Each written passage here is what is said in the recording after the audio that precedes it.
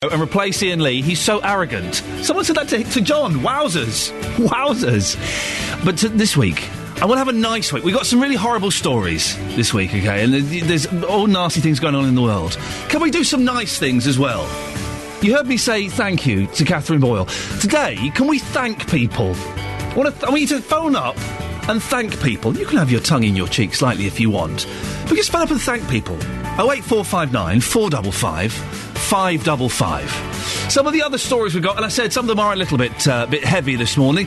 The BBC has discovered evidence of a third death at a private surgery centre in Hertfordshire.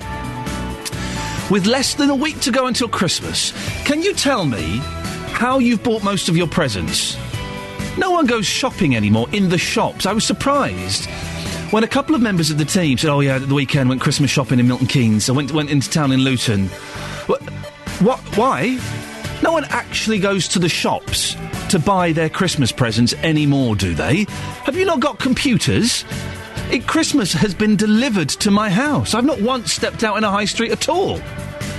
And, as I said, we're saying thank you to everyone. Let's be nice. There's so many horrible things going on in the world. Let's just put those to one side for a little bit and say thank you. Who do you want to say thank you to? Lots of ways to get in touch. Go to the Facebook page. We're going to get the Facebook up and running. And I want it to be busy this morning, please. Facebook.com/BBC3CR. You can send us a text if you're shy. 81333, starting your text 3CR. Or, and this is the best way to do it, I want to hear voices. Give us a call. 08459 455 555. BBC Three Counties Radio. And here comes a member of my team. His work experience is Ollie. Good morning, Ollie. Good morning. You're bringing me the reads I have to do. Can I just say, Ollie, for all of the hard work that you do throughout the last few months I've been here, thank you very much. You're very welcome. There we go, you see. Isn't that nice? 08459 455 555. Who would you like to say thank you to? Let's just try and get some cheer, shall we? Now, a more serious story. Over the past few months, serious concerns have been raised about a private surgery centre in Hertfordshire. At the beginning of November, we spoke to Michael Mancy from Hitchin, whose sister died at the centre, which is on the Lister Hospital in Stevenage. Antoinetta Mancy was 87 and had gone in for a routine knee operation. Well, now our colleagues at Inside Out have new evidence of a third death.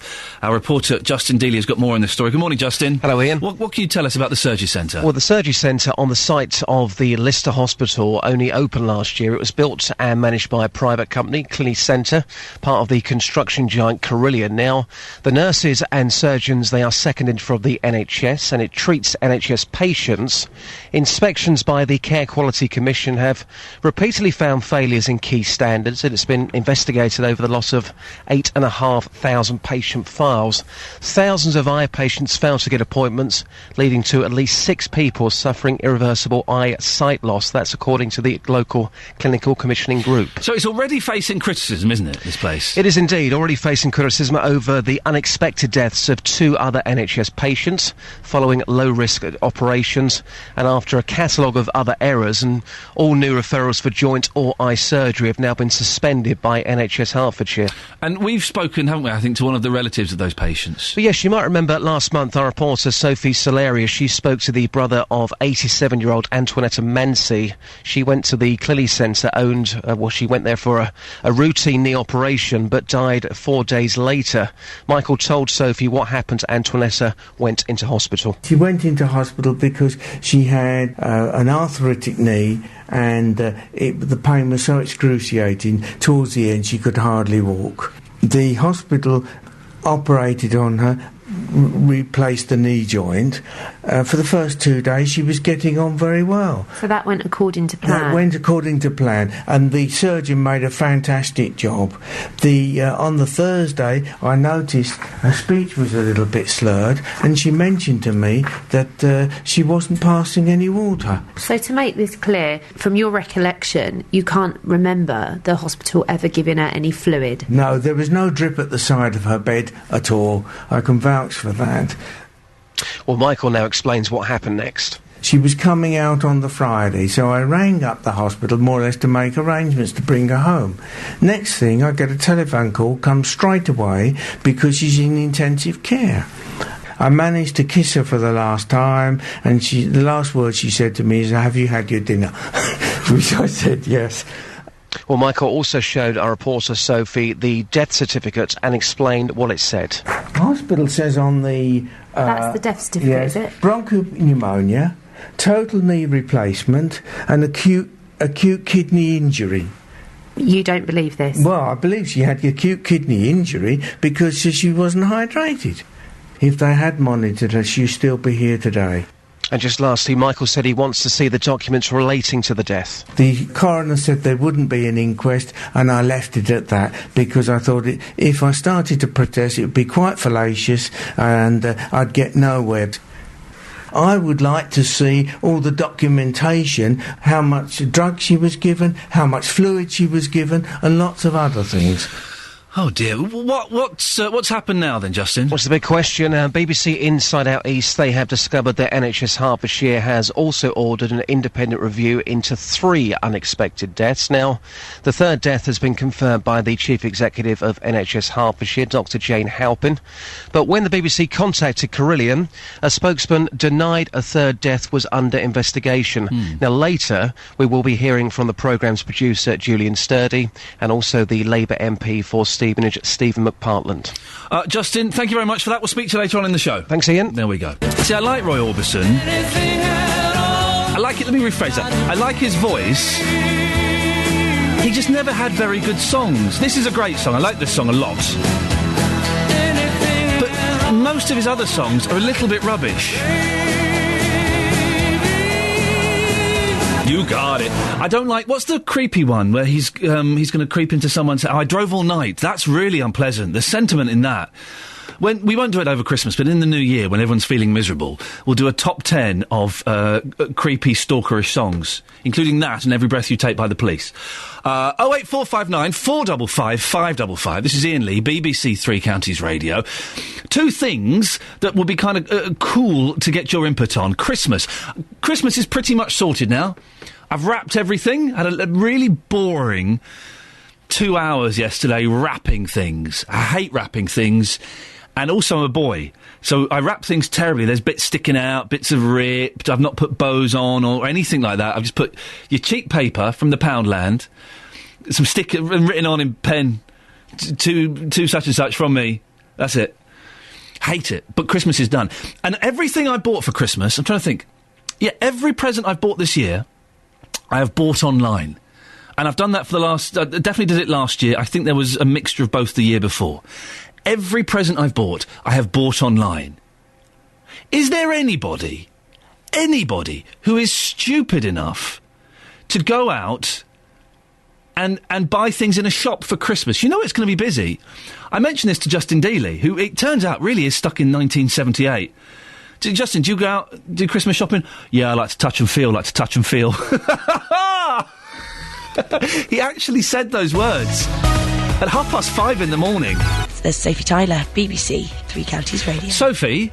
Yes. Can I just say, we're thanking people this morning. Can I just say, every morning you turn up on time, you really do a cracking news bulletin and you really do hit those jam cams. And so I'd just like to say thank you very much, Sophie, for all your work. Thanks for having me. You're welcome. We're asking you to thank people this morning and you're all being very, very nice. And lots of you are sending... I'm going to read one out. I don't normally do the self-congratulatory pat on the back texts and emails because I get uncomfortable. I never know how to react. And also, it's not particularly good listen.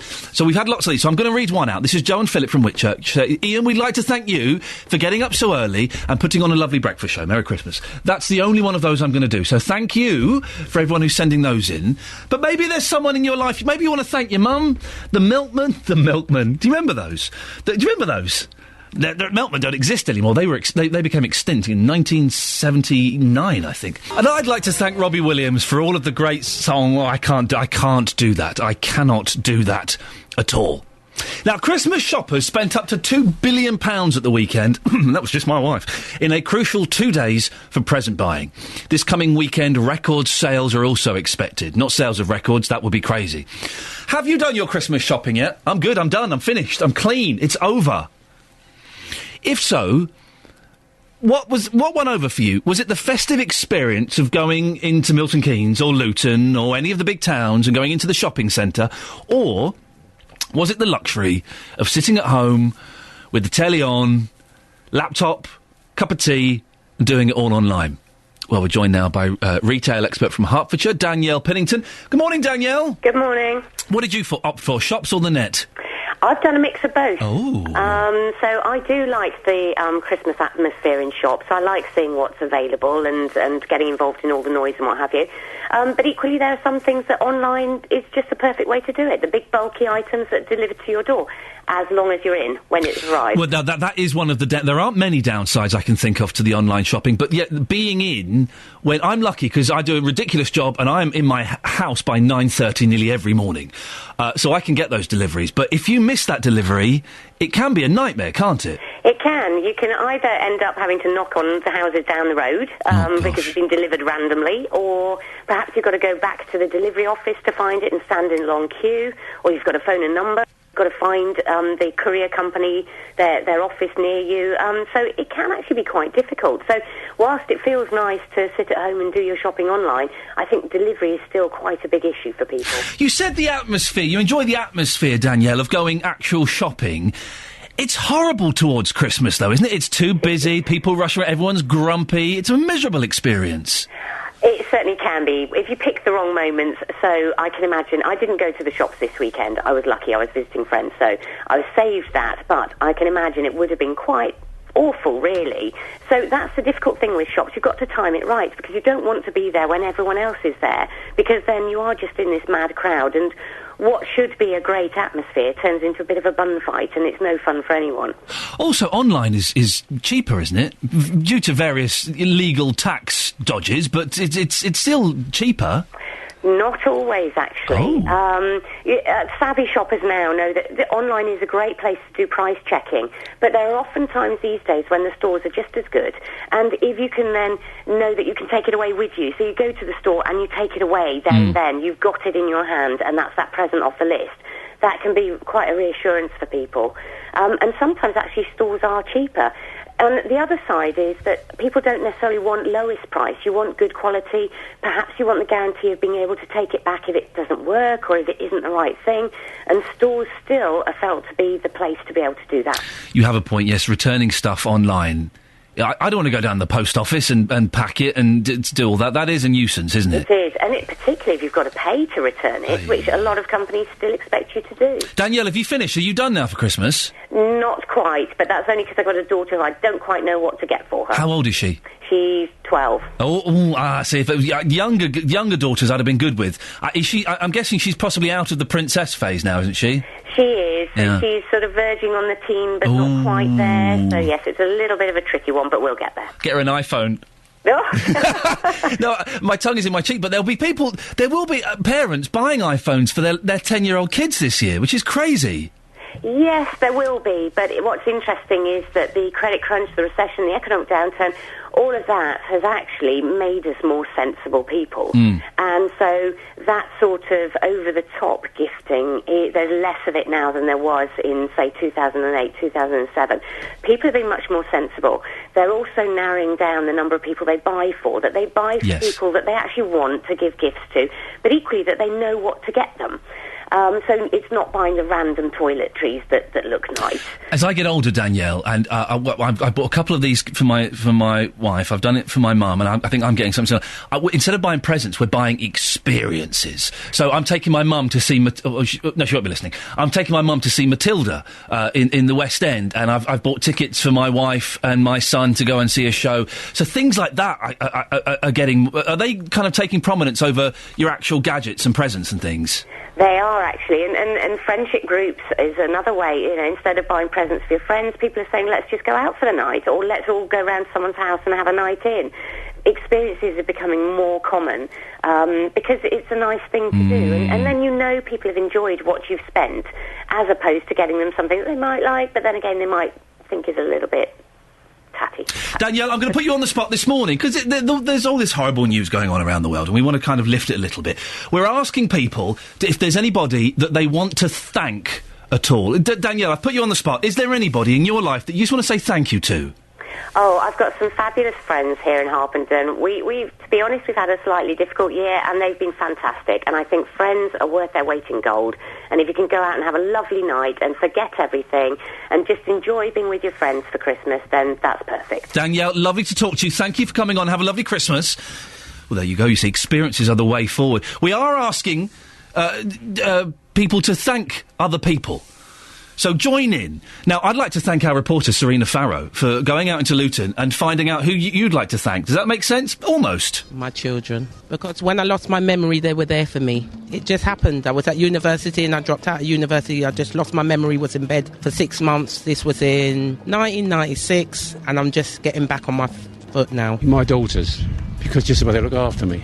I'm a pensioner and I'm widower. Thank you to Monsignor Kevin in the Holy Ghost Church. He gave us the permission to have our Polish Mass in the church. Oh, my kids, because they've been there for me. I've been going through a tough time at the minute. My sister, because she's always been there for me. She's good support, and my mum died, and so she's always been there for me. I would like to say thank you for my husband, because my life totally changed since we meet, and it's the greatest things that happened with me. So thank you. It's a little bit schmaltzy. I don't care. It's Christmas. If you can't be schmaltzy over Christmas and drop your cynicism, even for one day, then shame on you, bar humbug. Who'd have thought that package would open with a lady saying, I want to thank my children, they were there when I lost my memory? There's a story I want to follow up. I want to know more about that woman now. Doesn't that sound fascinating? And that's your latest news and sport. More from me at 7 o'clock. Oh, anything in the news bin? Sorry, I'm not ready on the computer. Sorry, I had the wrong thing lined up. Oh, did I tell you about the whole new village being among proposals to meet future housing needs in Hertfordshire? Tell us more, sounds great. Well, Rush Green to the west of Stevenage is among 7 sites of 1,000 homes. Can you imagine 1,000 homes? Don't milk it. I'm just trying to give you a bit more time. I don't know what you're doing. I'm ready now, go on. Identified by landowners and developers. It's very interesting, and I'll tell you more in about 27 minutes' time. Thanks very much. Across beds, hearts and bucks, this The is Newsbin. Iain Lee on BBC Three Counties Radio. I like the news bin. Basically, if we delve into the news bin, it means I've been messing around on the computer, checking Facebook or something, and I've not got the right bit set up. So I apologise, but it's, Coming up in the next half an hour, lots of things that I know you'll want to share your opinion on. We'll find out what improvements have been made at Milton Keynes Hospital since the death of 3 babies. And there is a row brewing over plans for a new football training ground in Harpenden. We'll hear more from the chairman of the club before 7 o'clock. If you want to get in touch, 08459 455 555, or go to the Facebook page and you can have a little argument up there with the other listeners. But it turns out I'm in trouble. With 1,000 memories. I'm trying to be nice. It's only 6:36. I've upset some of you. Take a look at the drive. I made a throwaway comment about milkmen becoming extinct in 1979. Of course, they didn't become extinct in 1979. It was 1989.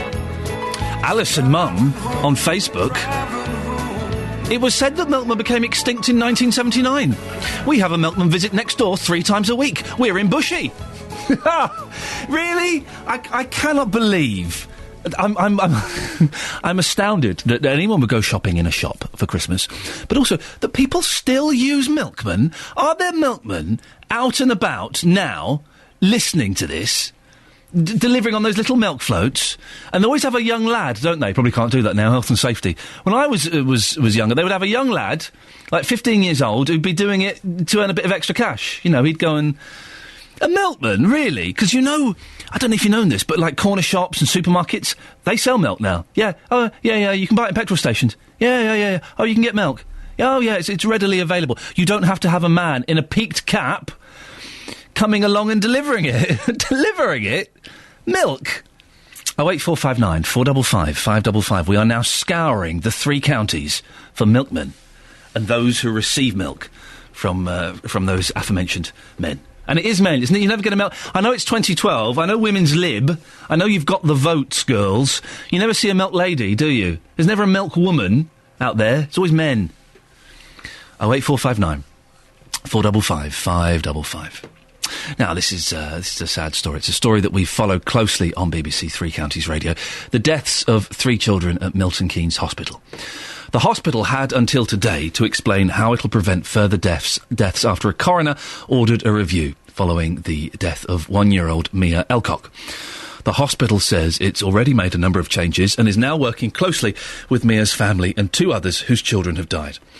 Parts of the changes include a new children's A&E, which our reporter Jessica Cooper has been to look around with medical director Martin Wetherill. It's been open several months now, and it's specifically for children, that is, children under 16 years of age.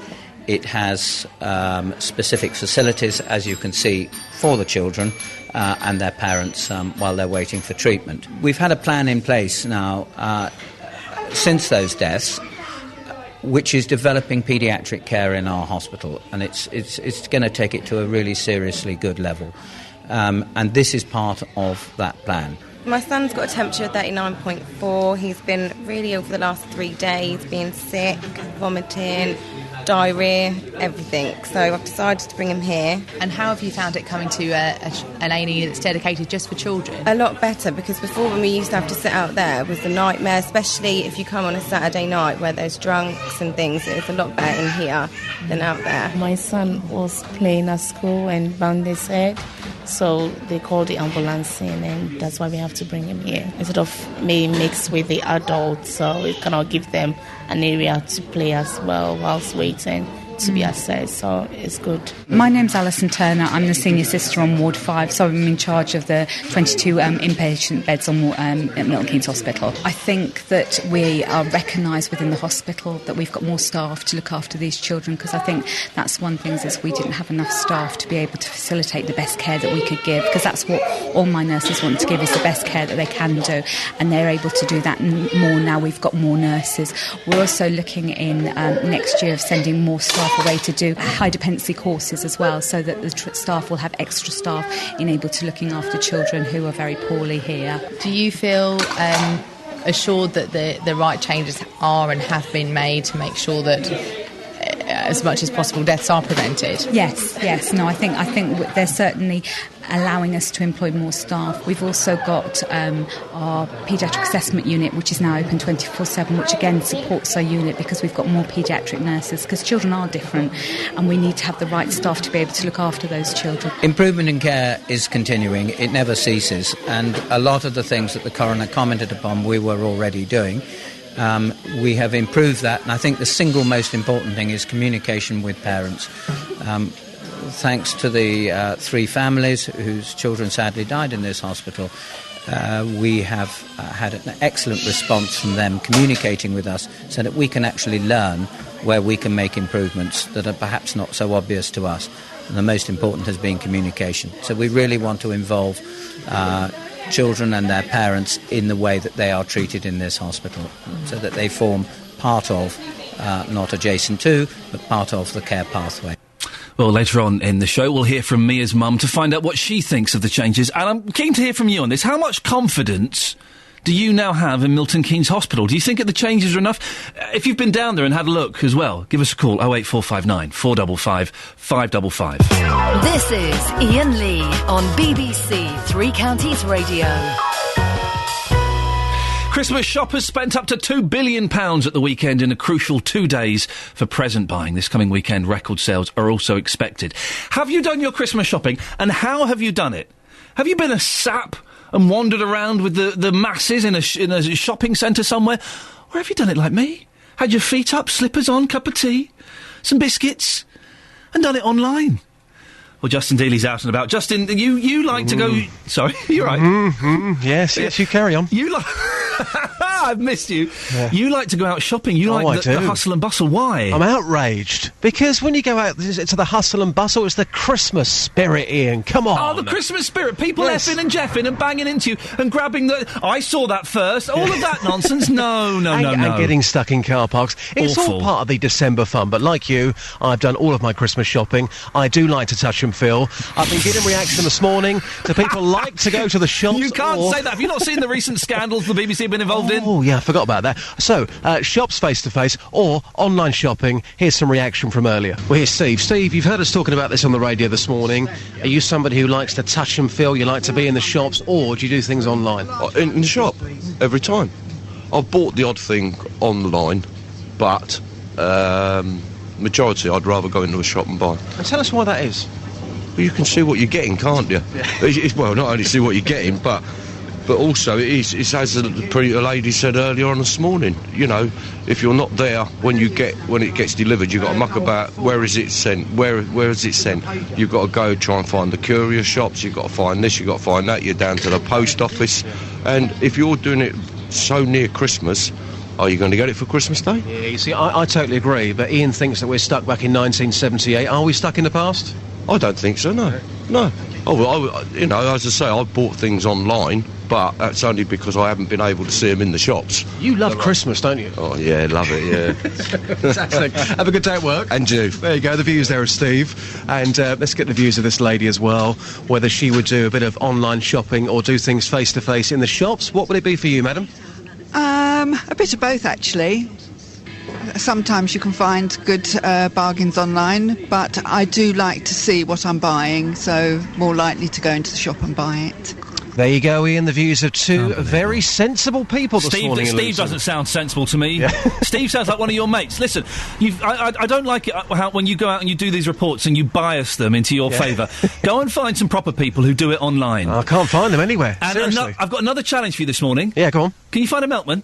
Yes, I'll have a look for a milkman, yes. I think they're extinct. I'm being told off and said that there are loads of milkmen out there. So if you spot one, can you grab him? They are still out there. I've seen them practically every day. So as soon as I find one, I shall let you know. Justin Dealey, thank you very much. Speak to you later on.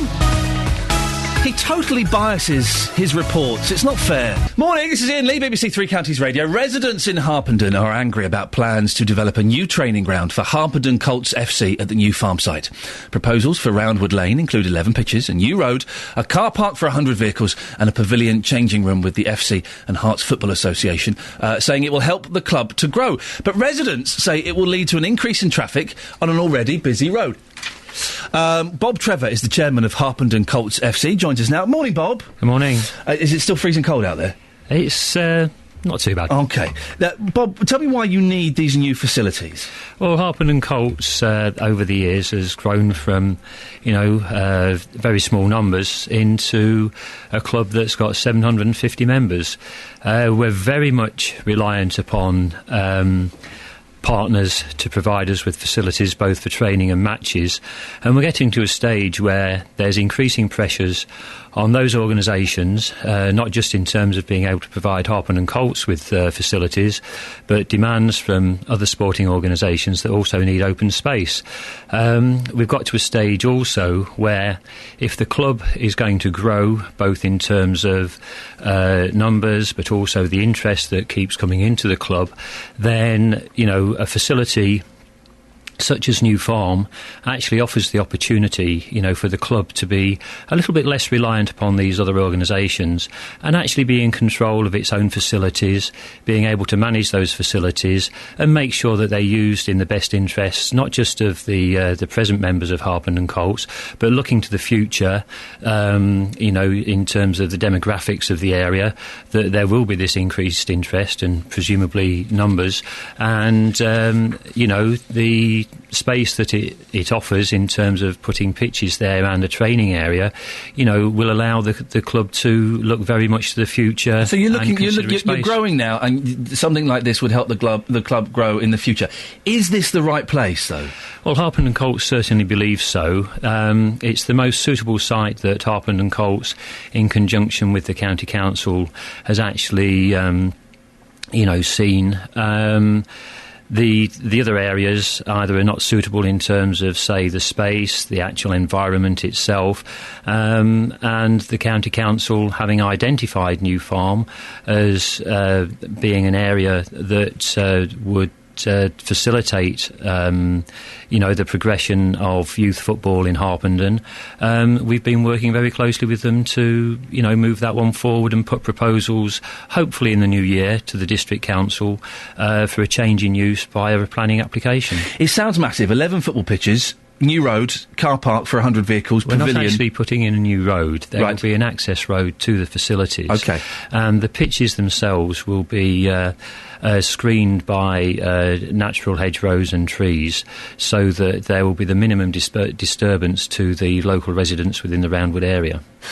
One of the complaints that residents have is that it's going to, if you've got a car park for 100 vehicles, it's going to create a lot of traffic in that area. Well, Harpenden Colts, again, at this stage, certainly doesn't see that it will actually involve a massive increase in traffic around that particular part of Harpenden. A car park for 100 vehicles would imply that you're ready for it. Well, are the local roads ready for it? The club is looking to make sure that there is a facility there that both the Harpenden Colts parents, if they were to drive to that particular site, have an opportunity to park and come and see their children play football, and or pick up or drop off, and also accommodate the needs of the opposing teams as they come and play Harpenden Colts itself. Yes, 100 car parking spaces seems an awful lot, but with, considered management, again, that area, can be well managed and looked after, maintained, and not become an eyesore on. I don't think the residents are worried about the eyesore. The complaints that the residents are putting forward is that it's an already busy road, and having that much extra traffic is going to cause a lot of disruption there. Again, from a Harpenden Colts perspective, but you will certainly need to sort of talk more fully, say, with the County Council that is embarking upon a traffic survey. Colts believes that there will be no significant increase in traffic in that area. What you might see, and again, this is my opinion, is that the incidence of traffic flow may well change during the sort of day itself. So, instead of sort of the local roads being heavily congested as they are Monday to Fridays at particular times, you will see a progressive traffic flow throughout the course of, say, a Saturday or a Sunday morning. What does that mean? I don't know, progressive traffic flow? Well, it won't all be there at the same time, because Harpenden Colts is but it will be busier. I don't think it will be busier. I think that what you will see is a managed traffic flow from a Harpenden Colts perspective, because of the way that it looks to stagger the use of the facilities, both in terms of kick-off times and also, the amount of young people that will actually be on the site at any one time. How much is it all costing? Well, Harpenden Colts, again, there estimates that to actually develop the site will cost between £1.5 and £2 million, inclusive of VAT and fees. And who's paying for that? Well, again, the Colts will be looking to raise funds, most significantly going to funding bodies such as the Football Foundation. At this stage, I don't think it's fit and proper to go into full details there, but Harpenden Colts has and is continuing to put together its business plan and its business case, and working very closely with organisations such as the Hertfordshire FA, the National FA, in order to make sure that the club will be able to move forwards in an objective and constructive manner in order to obtain the funds that will be required. Does the council pay for any of it? The council at this stage will not be looking to inject any capital or revenue funds into the scheme itself. Okay, and if you get this is on the proposal stage, if you get the thumbs up, when do you reckon this will all be done and dusted and built and ready? Well, if the district council, are agreeable that putting football pitches and a training area there is an acceptable change in use of the green belt from what it is at the moment, and recreational facilities is an acceptable change of use, then the club believes that it will have the development up and running within 2 to 5 years. OK, Bob, listen, we've got to leave it there. Thank you very much for coming in. Bob Trevor, chairman of Harpenden Colts FC. Later on in the show, we'll speak to Councillor Bernard Lloyd, who supports the proposal, and also we'll hear from some of the residents who perhaps aren't quite so keen. Do you know what? It's Christmas. I don't mind playing McFly. Under other circumstances, I would. It's Christmas. It's for the kids. It's one for the kids, isn't it? This bit's silly, though. This is Iain Lee, BBC Three Counties Radio. Lots for you to get involved with. Who do you want to say thank you to? We're having a thank you special. Did you really buy your Christmas presents in a shop? And Melbourne, they don't exist, do they? Not anymore. We're a bit late, it doesn't matter, I don't care. BBC Three Counties Radio, first for news. Before I came down for the show, Catherine, you did an excellent impression of a 70s pop singer, didn't you? What's the chance of you doing your Kate Bush now? Slim. OK. Disappointing.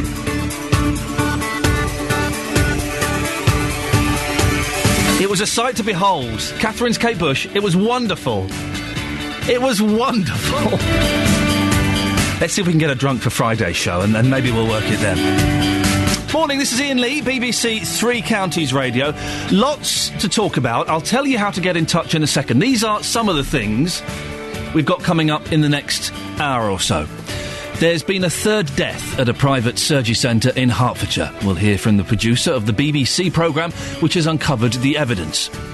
A row is brewing over plans for a football training ground in Harpenden. We'll find out why the proposals are angering residents. And have you done your Christmas shopping this year? Online or in the high streets of Beds, Herts and Bucks? If you go shopping in the shops before Christmas, you're insane, aren't you? 08459 455 555 is the phone number.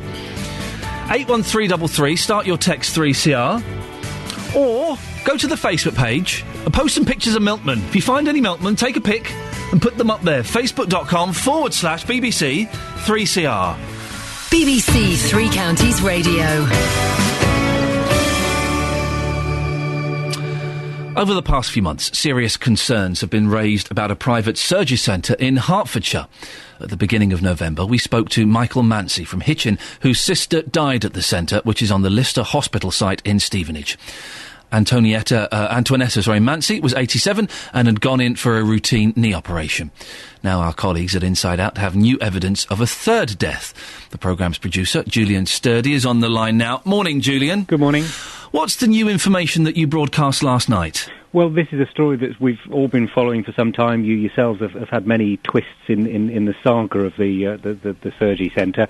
And just when we thought that things may be on the turn, maybe starting to get better, we started to hear that there'd been a third death. Now, these, people die in hospitals, but this is routine surgery. This is a day centre. It's doing routine operations where people aren't expected to die, and we'd known that there'd been two deaths since June, and then we started to hear about a third death, and indeed it's been confirmed now that is true. Yet another unexpected death following surgery at the surgery centre. Do we know when that death happened? Is there a date on it? This is a story where there's been a lot of people very cagey. We do know that Anita Mancy died in June. We know that was followed a short while afterwards by another death, another patient who'd unexpectedly died after a joint surgery. And this is not about the surgery going wrong. This is post-operative. This is the post-op care that has caused some concern, or at least started this review. And more recently, there's been another. All I know about it is that it's a post-operative, and it's someone who died some time after their surgery. Now, we approached the company, Carillion, of Clinic Centre, part of the Carillion group, and they denied there'd been a death. So we went to the NHS Hertfordshire, we went to the clinical commissioning group, and indeed we've confirmed there's an external review into all the three unexpected deaths, and we expect that to be reported shortly. So what happens now, Julian? This review, how long will this take? Well, they brought someone in from outside, and we expect to hear very shortly. So before Christmas, we expect to hear the results of that. And it's to look to see if, whenever someone dies in hospital, they look internally to see if there's anything that could be done to prevent it happening again. In this case, because there were three in relatively short period, they want just to see if there's any connection between those deaths. And say these are NHS surgeons, NHS nurses dealing in a hospital that was built and run privately, and it's nothing to do with clinical care. It's to do with what happens afterwards. But it's just been one of those stories that the MP has been going on about this. Stevenage MP Stephen McPartland saying that something needs to be done. All we get from the company is complete reassurance that this was teething troubles. It started teething troubles. Wow. Teething troubles. Okay. They do acknowledge that they're working very hard to put things right, but they want to reassure patients that there's nothing wrong with the clinical care. But at the moment, as you know, your listeners may know, that no new referrals are made to the hospital for either eye or joint cases, joint surgery, and that's because of a catalogue of other things that you've discussed. You know, the delays in appointments, the failures to staff the 6 operating theatres, the loss of thousands of patient records, and all this. 8,500 records, I think, were lost.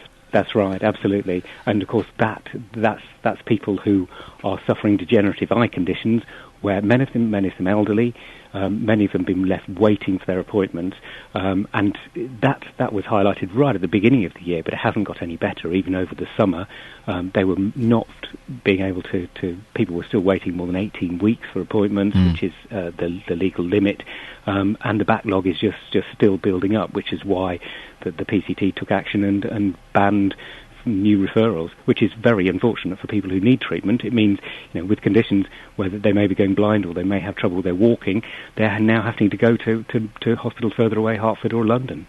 Julian Sturdy, thank you very much indeed. And he mentioned Stephen McPartland, the MP for Stevenage there, and we're going to be talking to him about this a little bit later on in the programme. The BBC in beds, hearts and bucks. This is BBC Three Counties Radio.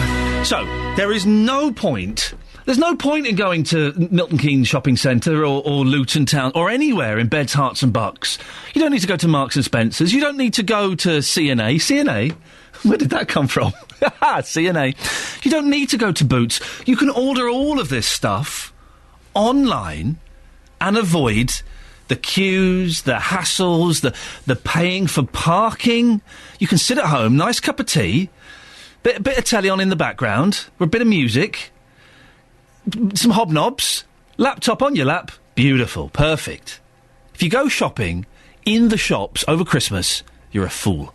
You're a fool. Shirley in Wolverton, are you a fool or are you sensible? No, I'm not a fool, and I resent that remark. What? You don't go shopping in the shops over Christmas, do you? I do. Oh, Shirley. I don't have a computer.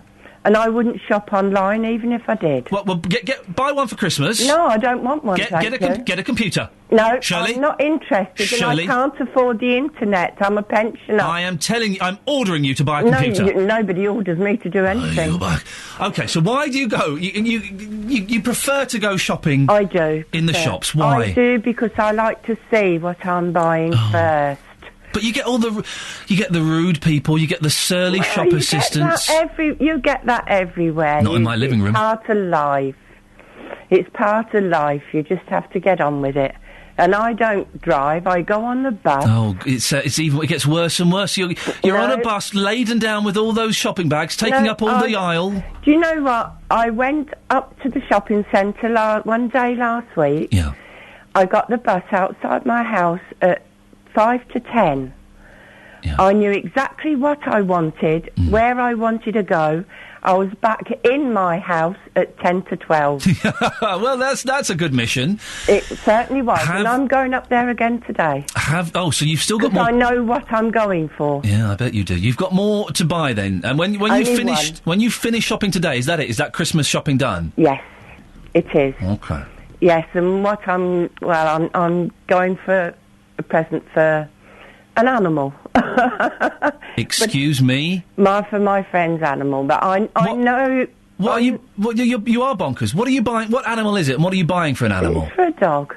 What are you getting? A bone? No. A ball? A bit better than that. A jumper? No, we're buying it between us, actually. What is it? The dog won't be listening. You can tell us. I know. It's a bed.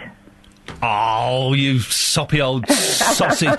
Well, Shirley, hang on, have a listen to Ophelia. Ophelia? Hiya, Ian. Shirley buys all of her Christmas stuff in the shops. That's crazy, isn't it? Well, it sounds like Shirley, all respect, she's got a lot of time to spare. But I do 80% of my shopping online. Tell Shirley why it's so much better. Because the blessing of it all, Shirley, is that you can multitask.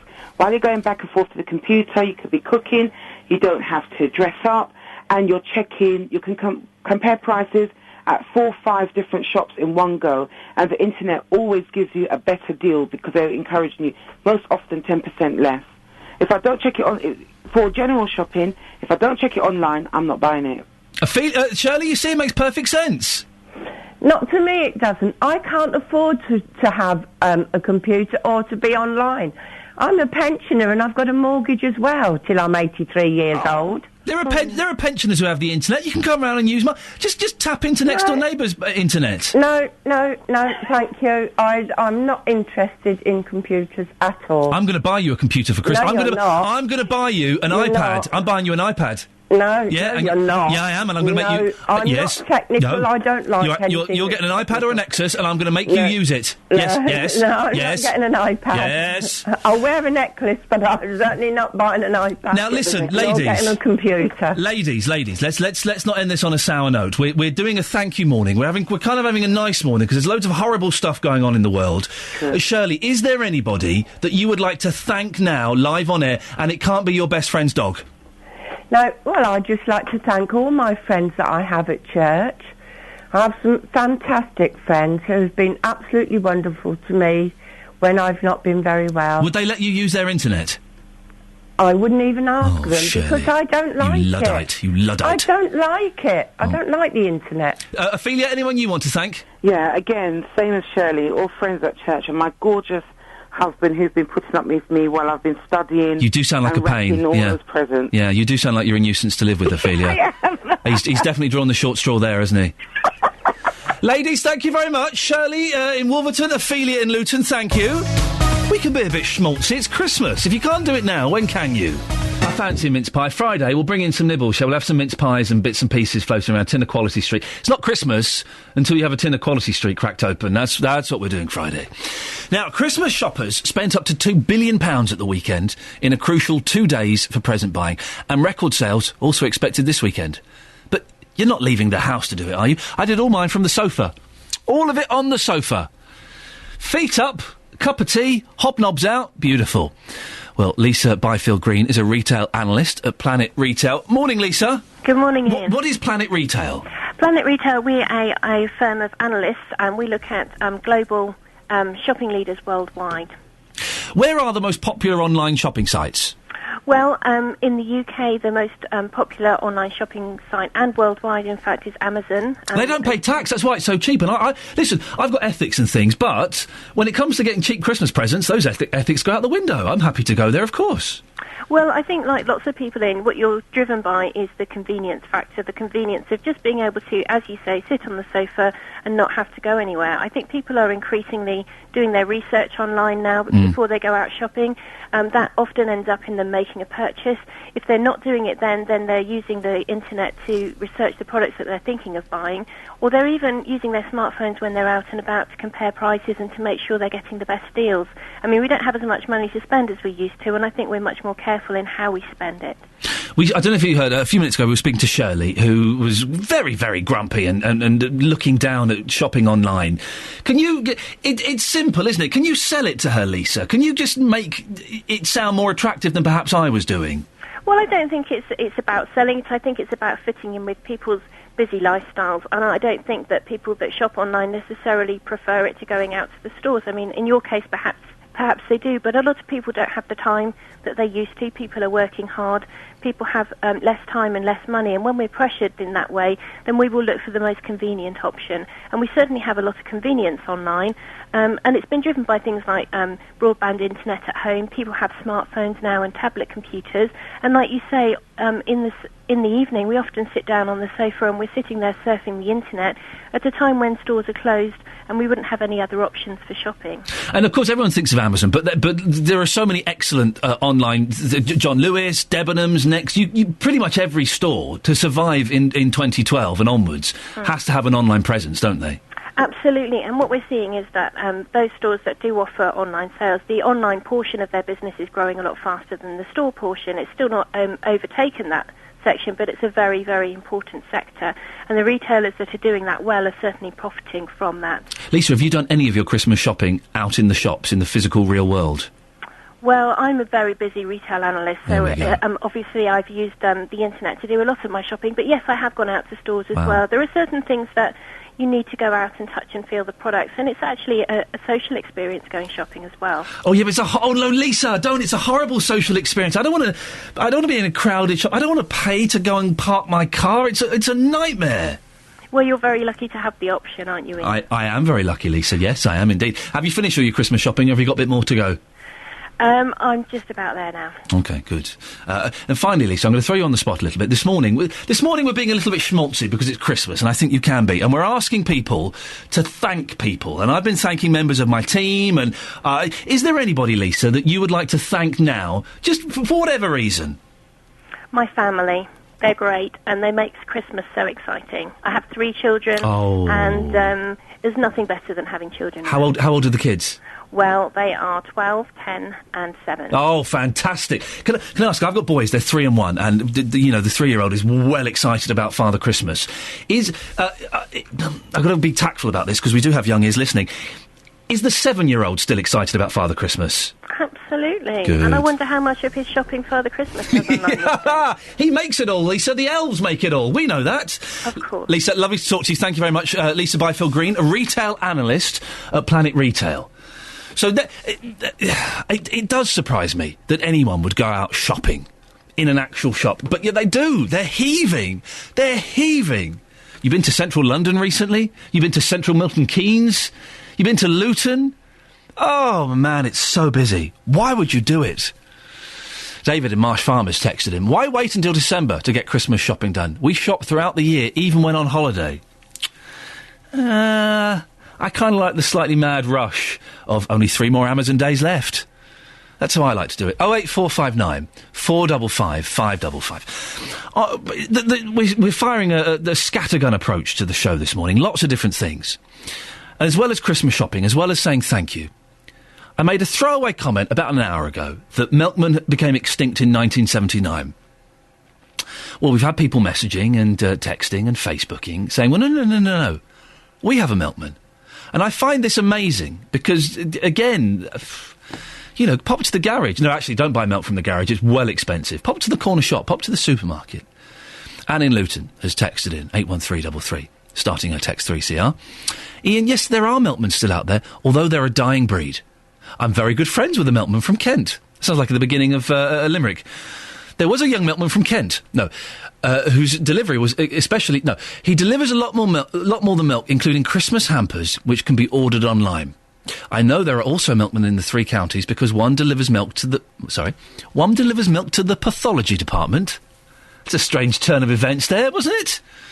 08459 455 555. Well, people are getting angry about this, including Anthony Taylor. Sorry, I've got to do an interview in a minute. You're doing it now, Anthony? Oh, sorry. That's all right. Who are you talking to there? Well, someone just come through the door. Sorry, I didn't... No, don't, Anthony, don't apologise. Listen, you're a busy man and we appreciate you coming on. Tell them you'll be 3 minutes and then you can go and deal with them. Right, OK. I'll be 3 minutes. Good lad. Anthony Taylor runs Taylor's Dairies in Bletchley. Morning, Anthony. Morning. Do you employ milkmen? Yes, I do. I thought they were extinct, Anthony. Certainly not. How many milkmen have you got? We've got 8 milkmen. And are they all... Is it just milk they're delivering, or is there more? No, there's more than that. Well, fruit juices, squashes, eggs, potatoes, bread, and obviously cream now for Christmas. Is there much demand for milkmen? Because you've got your supermarkets, you've got your corner shops, you've got your garages. Milk is so readily available these days. Well, it is, but we've got over 5,000 customers, so I think you've got to understand that there is a demand for the doorstep delivery. Wowzers. And what time do they start? Because I've noticed that postmen, they deliver like 2, 3, 4 o'clock in the afternoon these days. That's ridiculous. Well, I think the postmen have got later and we've got earlier. What time do you get up and deliver the milk, Anthony? They're getting up at sort of 1, 2 o'clock in the morning. Wow. So if I was on your round, if I was in Bletchley, Anthony, number 62 the High Street in Bletchley, what time could I expect my gold top to be delivered? Let's before 8 o'clock. Well, that's not bad, is it? That'll do. You used to be a milkman, is that right? Yes, I did. Out in the rounds. What were the perks of the job? Well, the fact that you're working on your own at your own pace, working in the fresh air, it's healthy, keeps you fit, all those sort of things, and getting to meet people. The milkmen, of course, were famous. There were all kinds of stories about milkmen and lonely housewives. Yes. Was any of that true? No, not. Oh, really? You'd never be bending down, delivering a couple of pints, and suddenly Mrs. Jones at number 63 would open the door in the negligee and invite you in to help put the milk on her cornflakes? No, not at all. Oh, that's disappointing. That's disappointing. Maybe. Maybe. Don't worry, I won't tell the missus. How did you get into the dairy trade, Anthony? Working for my father. My father owned the business, and I naturally, when I was at school, helped him. So it's kind of a family business, and then you just and do you get, because you talk about helping him when you were a young lad. I remember being a boy, and you would have like 15-year-old lads who would do a milk round, help out before they went to school. In the same way that some kids used to do paper rounds. Does that still happen anymore? Unfortunately, no. Because of obviously health and safety and all that sort of it's nonsense. I think it does you good as a young lad to start not get pocket money and earn your own money. I agree. But unfortunately, with health and safety, then they have to be more careful. That's a shame. I agree totally. I don't think there's anything wrong with a young lad or a young lady getting up before school, doing a paper round, doing a milk round, and getting out and delivering. Anthony, listen, I appreciate you coming on. We're asking this morning, I'm going to put you on the spot a little bit. We're asking all of our guests, is there anybody they want to thank for whatever reason? Because it's coming up to Christmas. There's loads of horrible news in the world. We want to do something a bit nice. Anthony, is there anyone in your life that you'd like to thank? Well, I would like to thank my father for, giving me a good start in my working life with running a business. There we go. That's a beautiful one. Yeah. Anthony, thank you very much for your time. Get back to that customer and we'll speak to you again soon. Thank you very much. Anthony Taylor runs Taylor's Dairies in Bletchley. There are Meltman. I apologise. I sincerely apologise, and I'd like to thank you for all of the good work you do delivering milk. It was funny, wasn't it? Talking about Mrs. Jones at number 63 in the negligee. Oh, no, doesn't happen. Well, maybe. Come on. Lonely housewives who need milk on their cereal. Bit of gold top, delicious. Creamy. It's creamy, isn't it? Lovely. 08459 455 555 is the telephone number. Christmas shopping. Why would you go out to the shops and do it? It's awful, isn't it? It's busy. The staff are underpaid, overworked, grumpy. No one cares. The size you want is gone. They've sold out. Diane from Milton Keynes says, Morning, Ian. I do 85% of my Christmas shopping in the shops, 15% online. The problem is being home when the goods are delivered. I also do the same with my weekly food shop. And Grumpy Joe says, I do all my shopping online. I detest walking around other people, chatting rubbish and getting in my way. It's cold, people are rude, and there's nowhere to park. Wine, laptop, slippers. Joe, apart from the wine, I'll have a cup of tea, please. But yes, perfect. Why would you want to do it any other way? Sit at home, feet up. You can take your time as well. If you need a wee, right, you haven't got to hunt around for a dirty toilet. Use your own dirty toilet. The Team GB handball captain at the Olympics says extra funding in the sport will be a great boost. Sport England investment in handball has doubled from 0.6 million to 1.2 million. And that's your latest news and sport. More from me at 8 o'clock. They've doubled the investment in handball. They have. Right. Apparently very entertaining. Yeah, but there are, like, hospitals closing, libraries closing, schools suffering. And they've doubled the investment in handball. Well, Sport England invest in sport, Ian. Yeah, I know, but... You got me there. On FM, AM and online. BBC Three Counties Radio. She got me on a technicality. But where does Sport England get their money from? Too late. Coming up in the next half an hour, lots that you'd like to have your opinion on. 08459 455 555. We'll find out what improvements have been made at Milton Keynes Hospital since the tragic death of 3 babies there. And there's a row brewing over plans for a new football training ground in Harpenden. Why? Well, we'll hear from residents and the council before 8 o'clock. An early heads up on Jonathan Vernon-Smith's show. Wow, they must be high-fiving and taking a break. They've got their big question already at 7:30. Several police forces, this is for Jonathan's show, several police forces say growing numbers of people are turning to shoplifting out of desperation because of the economic downturn in Britain. It's estimated shops will lose more than £500 million worth of goods due to shoplifting in the 6 weeks to Christmas. Well, JVS is asking today, would you ever turn a blind eye to shoplifting? If you want to get in touch, why don't you send him an email, jvsshow@bbc.co.uk. Milton Keynes Hospital and the families of 3 children who died there have agreed to work together to make sure improvements are made. The hospital had until today to explain how it will prevent further deaths after a coroner ordered a review following the death of 1-year-old Mia Elcock. Well, earlier on, we heard from the medical director, Martin Wetherill. Improvement in care is continuing. It never ceases. And a lot of the things that the coroner commented upon, we were already doing. We have improved that, and I think the single most important thing is communication with parents. Thanks to the 3 families whose children sadly died in this hospital, we have had an excellent response from them communicating with us so that we can actually learn where we can make improvements that are perhaps not so obvious to us. And the most important has been communication. So we really want to involve children and their parents in the way that they are treated in this hospital. Well, that was a pre-recorded interview with Martin Wetherill, and I'll be speaking to him live a little bit later on in the show. Joined now by Mia's mum, Kirsten McIntosh. Morning, Kirsten. Hi, good morning. How do you feel about the hospital's response to the coroner? We feel actually quite encouraged by the response. We've actually met with the hospital 4 times since Mia's inquest, and they've actually showed us their report that they actually did and asked us to feed back on it and provide information to it. So we're relatively comfortable with what they've put in because we really do believe that we're being listened to. So you've actually had kind of input. They've listened to what you have had to say about the report. Yeah, they had to respond formally on 3 points of issue that the coroner brought up, but we said there's a lot of other things we'd also like to bring up with you that we weren't happy about, and they've actually also addressed all those issues in their report. And is your relationship with the hospital going to continue? Oh yes, definitely. We see it going forward in the future, and also with the other 2 families. The hospital is very keen for all of us to be involved with them to improve not only paediatric care but also bereavement support and how they communicate better with families, because they have realised that they can do a lot more in this area.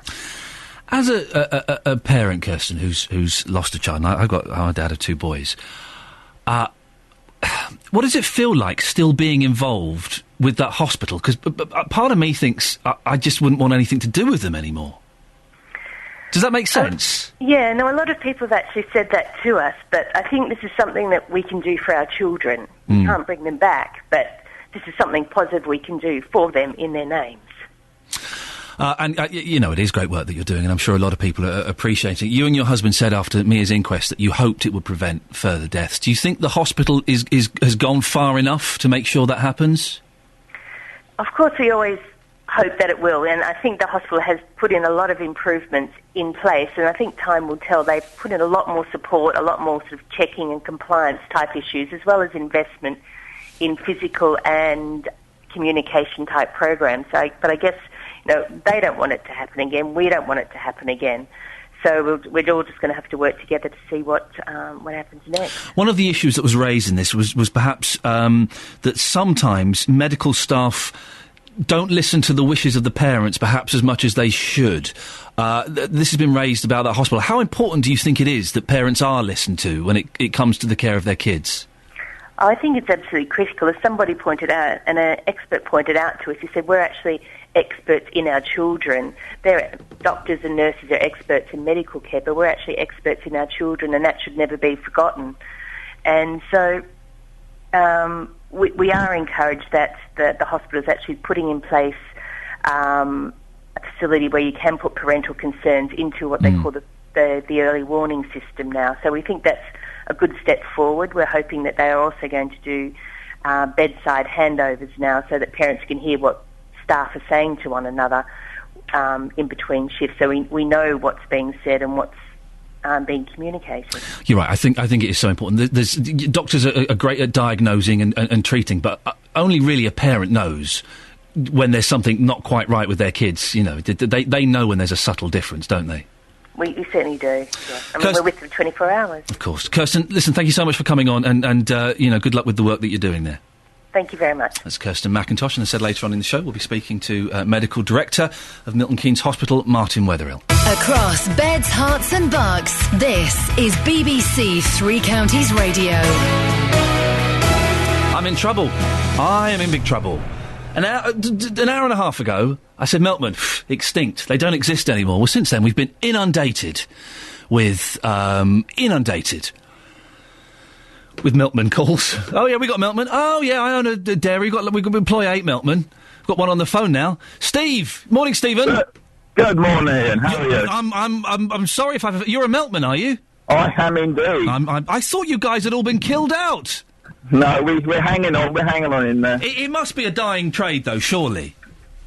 No, not anymore. I think it's at a peak now with the new online business, and my customers just love me to death, so... Well, hang on a second. They would never leave me. 2 issues here. Online, are you saying people can order their milk online and it will get delivered? Yes, indeed. If I went online to, I don't know, milkfloat.co.uk or whatever, or .org, and ordered 2 pints of Gold Top and some orange juice, what time would it be delivered? It depends where you live. Let's say I'm in Bletchley. I don't know. I don't do Bletchley. Where do you do? If you're one of my customers, you could get your milk about 2 o'clock in the morning. Oh, that would work for me. Because all right, we had another company saying, "Oh yeah, it gets delivered at 8 o'clock." I'm out. I've left for work by then. 2 o'clock would be perfect. Yeah. Stephen, and you said your customers love you to death. They do indeed. I should tell you why. Go on. My lovely wife has the dreaded, horrible illness that you know about, the one called MS. Oh, I do, yes. It's touched my family. It's horrible, yeah. So, she persuaded me to do a firewalk at the end of November. Yeah, that's clever. Nice one. Thanks, Mrs. Cheers. Yeah, I'll go and walk in some coals for you. No worries. Yeah, well. So I put out a little note to my customers, and so far we have raised a lovely £2,300. There you go. Fantastic. You're fantastic. Indeed. You actually walked on the coal, did you? Well, yeah, it's not actually coal. It's Oh, hang on. It's wood. Oh, suddenly, but half of your customers demand their money back. Yeah. Good for you. How's your missus getting on? Oh, she has, it's like one day she's all right, but she's a stubborn cow, so she won't give in. But people with MS often are, and they need to be, because, it's a rotten thing, but you have a cracking Christmas. Stephen, is there anyone, I'm guessing I know where this is going to go, we're asking people to thank people. Anyone you want to thank today? Yes, just all of my customers for being so wonderful and keeping me going in business and looking after me and looking after the wife as well. Are you delivering milk now? I can hear you clanking bottles around. Yeah, there you go, how about that? Beautiful. There we go. Stephen is actually delivering milk bottles live on the radio. How exciting is that? Huh? Who would have thunk it? All right, I apologise. There are milkmen out there. I apologise. I shouldn't have been rude about you. I shouldn't have dissed you. I'm literally saluting the milkmen out there. Shopping online over Christmas. It's the only way to do it. And I'll say this now. If you go to the shops, physical shops for Christmas shopping, you're a muppet. All right? No, seriously, you are. You don't need to do it. Christmas has been delivered at my house. It all came in lovely big boxes. My postman hates me. That's his problem. Dave in Luton. Dave, you're sensible. You agree with me, don't you? No, I do not, mate. I beg your pudding. What? No, I do not. You don't do your Christmas shopping online? Listen. You're a muppet. Hold on. You're a muppet. You're a Hang on. muppet. Hold on. Your wife and 2 children, I think it's 2 children, isn't it? That's right, yeah. Right. That I know of, They yes. must have a very, very boring life. Beg your pardon? They must have a boring life. What do you mean? Hold on. You're up on the internet. Yeah. So what's your 2 children doing? Sitting there watching television, eating? Watching violent films, and... no, they're not, of course. So when do they see Father Christmas? Well, no, David, listen, they've been... No. When did they... No. Hold on. Oh, you hold on. No. Hey. Oh, hey. Ah. David, they have seen Father Christmas. They went to the Willows Farm at the weekend. They saw Father Christmas. Oh, how boring. What do you mean how boring? What, you just asked when do they see Father Christmas? I've told you, and you said that's boring. Yeah, but you've got to get in with the crowd to see the kids, see all the kids up on the Father Christmas, like in the Arndale Luton. Hundreds there. I'm not going to take... pushed around, loving it. I don't want my children to be pushed around by strangers in the Arndale. Well, no. Because they don't need it. They're 3 years old and 1. They've got to go round the shops and see the things. Oh, Dad, yeah, we'll have this. They can touch it. But up on there, they've got to sit and watch their dad up on a little screen, up on a stupid little screen. And, we'll get this for you. Oh, yeah. Hold on. David. When you go on holiday, if you go on holiday, what do? Put the internet on. Oh, look at this lovely little island here. And you see all the pictures. David. But you don't go on holiday, you just sit and watch the internet. Calm down. Oh, what a terrible thing. David, calm down. Go on. I'm going. David, say hello to Dennis. Good morning. Oh, good morning, Dennis. Why, you don't like to shop on the internet? My goodness, I don't know. No, that internet and computers are the biggest dangers of this world. Oh. No, I haven't got one. I never intended to have one. And all these people that sit there watching them, just watch the radiation coming off into your eyes. Well, it's better than when I was a young fella. I didn't have the internet. I used to shop with 2 cocoa tins, a long piece of string. But now I've got a computer. I can shop all over the world. But hold on, Dennis. When you was young, did you enjoy your life without a computer? Yes, because I didn't know there was one. Right. Are you enjoying your life today? I'm enjoying my life, yes. Why not? I've not got many left, so I'm enjoying it to the full. If I can make you laugh, I'm happy. But you're not enjoying it on a computer. You're enjoying it when you mix in with people to talk, have a laugh, and everything else. Well, just sitting there looking at a computer screen, well, what a most boring life on this earth. But then, you see, with a computer, I can look all over the world. Now, we can drop down into any town practically in the world and have a look round. I know not to go there because there's wrong. Yeah, but just to look up on the computer to see the rest of the world? Yes, because I can't afford to go to Japan. No, nor can I. With the internet. Right? No. And I meet people out there. You can talk to people all over the world. Boys, listen, come on. It's Christmas. David? It's Happy Christmas. Happy Christmas. Merry Christmas, Happy New Year. David? And you. Dennis? Yes. Can we have a group hug, boys? Yes, I put it on the... Well, I'll look at the computer and put my arms around it. Yeah, Dave, come and give us a hug. Come on. Dave? Dave's gone. Dennis, Dave didn't want a group hug with us. How naughty. Well, I have a group hug with my 3 sons. They nearly kill me. There we go. You see, they want the inheritance. That's what that is. Dennis, thank you very much. David, thank you as well. Excellent. Two blokes having an argument. I love it. I genuinely love it. Beds, Hearts and Bucks weather. That's your forecast. Kate? Yes? We're saying thank you to everyone this morning because it's nice and it's a bit schmaltzy and we're allowed to be schmaltzy at Christmas. So, can I say thank you for an excellent job doing the weather? Well, thank you for thanking me. There we go. Sincere. Now, residents in Harpenden are angry about plans to develop a new training ground for Harpenden Colts FC at the new farm site. Proposals for Roundwood Lane include 11 pitches, a new road, a car park for 100 vehicles and a pavilion changing rooms, which the FC and Hearts Football Association say will help the club to grow. But residents, they're not happy. They say it will lead to an increase in traffic on what they consider to be an already busy road. Well, Justin Dealey, our football correspondent, has been with some of the residents this morning. Justin, what's it like out there? Well, Ian, I have to say, the locals earlier on this morning, they were not happy one bit. They were surrounding the radio car. This is what happened. Well, we're stood here looking at open countryside in Harpenden. Nick Morant, you're a local. You're totally against this proposal. Tell us why. It's the scale of the development. This is 32 acres of prime countryside with 11 pitches. It's going to be a bigger development than Arsenal have got at their training ground at London Colney. It's coming through on a single track country road into a residential area. There'll be enormous amount of traffic generated over the weekends and during the week. OK, so too much traffic for you. Will, again, you're a local. Some people, I'm sure, will be screaming at the radio again. NIMBY, not in my backyard. If not here, where is a good location for the Harpenden Colts? Well, we're part of the Harpenden NFPG, which is designed to protect the development on this part of the land. So any development for us on here would need to be appropriate. And this clearly isn't, as Nick was saying. It's far too big. 11 pitches is far too big a development. 100-space car park, totally inappropriate for the site. And a pavilion as well on what is at the moment open fields, providing amenity for the local population. Dog walkers, cyclists, all the rest of the people that use this land on a daily basis. So we're just not in favour of these proposals at all. I was going to bring Sarah into the conversation as well. Sarah, some may say, well, look on the bright side, it's football pitches and not housing.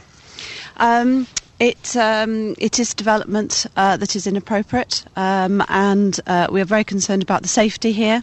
The junction just around the corner from where we're standing here will soon have children walking down it. The dog walkers will start coming. We've since standing here this morning, we've had a cyclist come down. It isn't safe for the volume of traffic that will be coming up this road. Is it just about house prices, though, really? It isn't about house prices. We are generally very, concerned.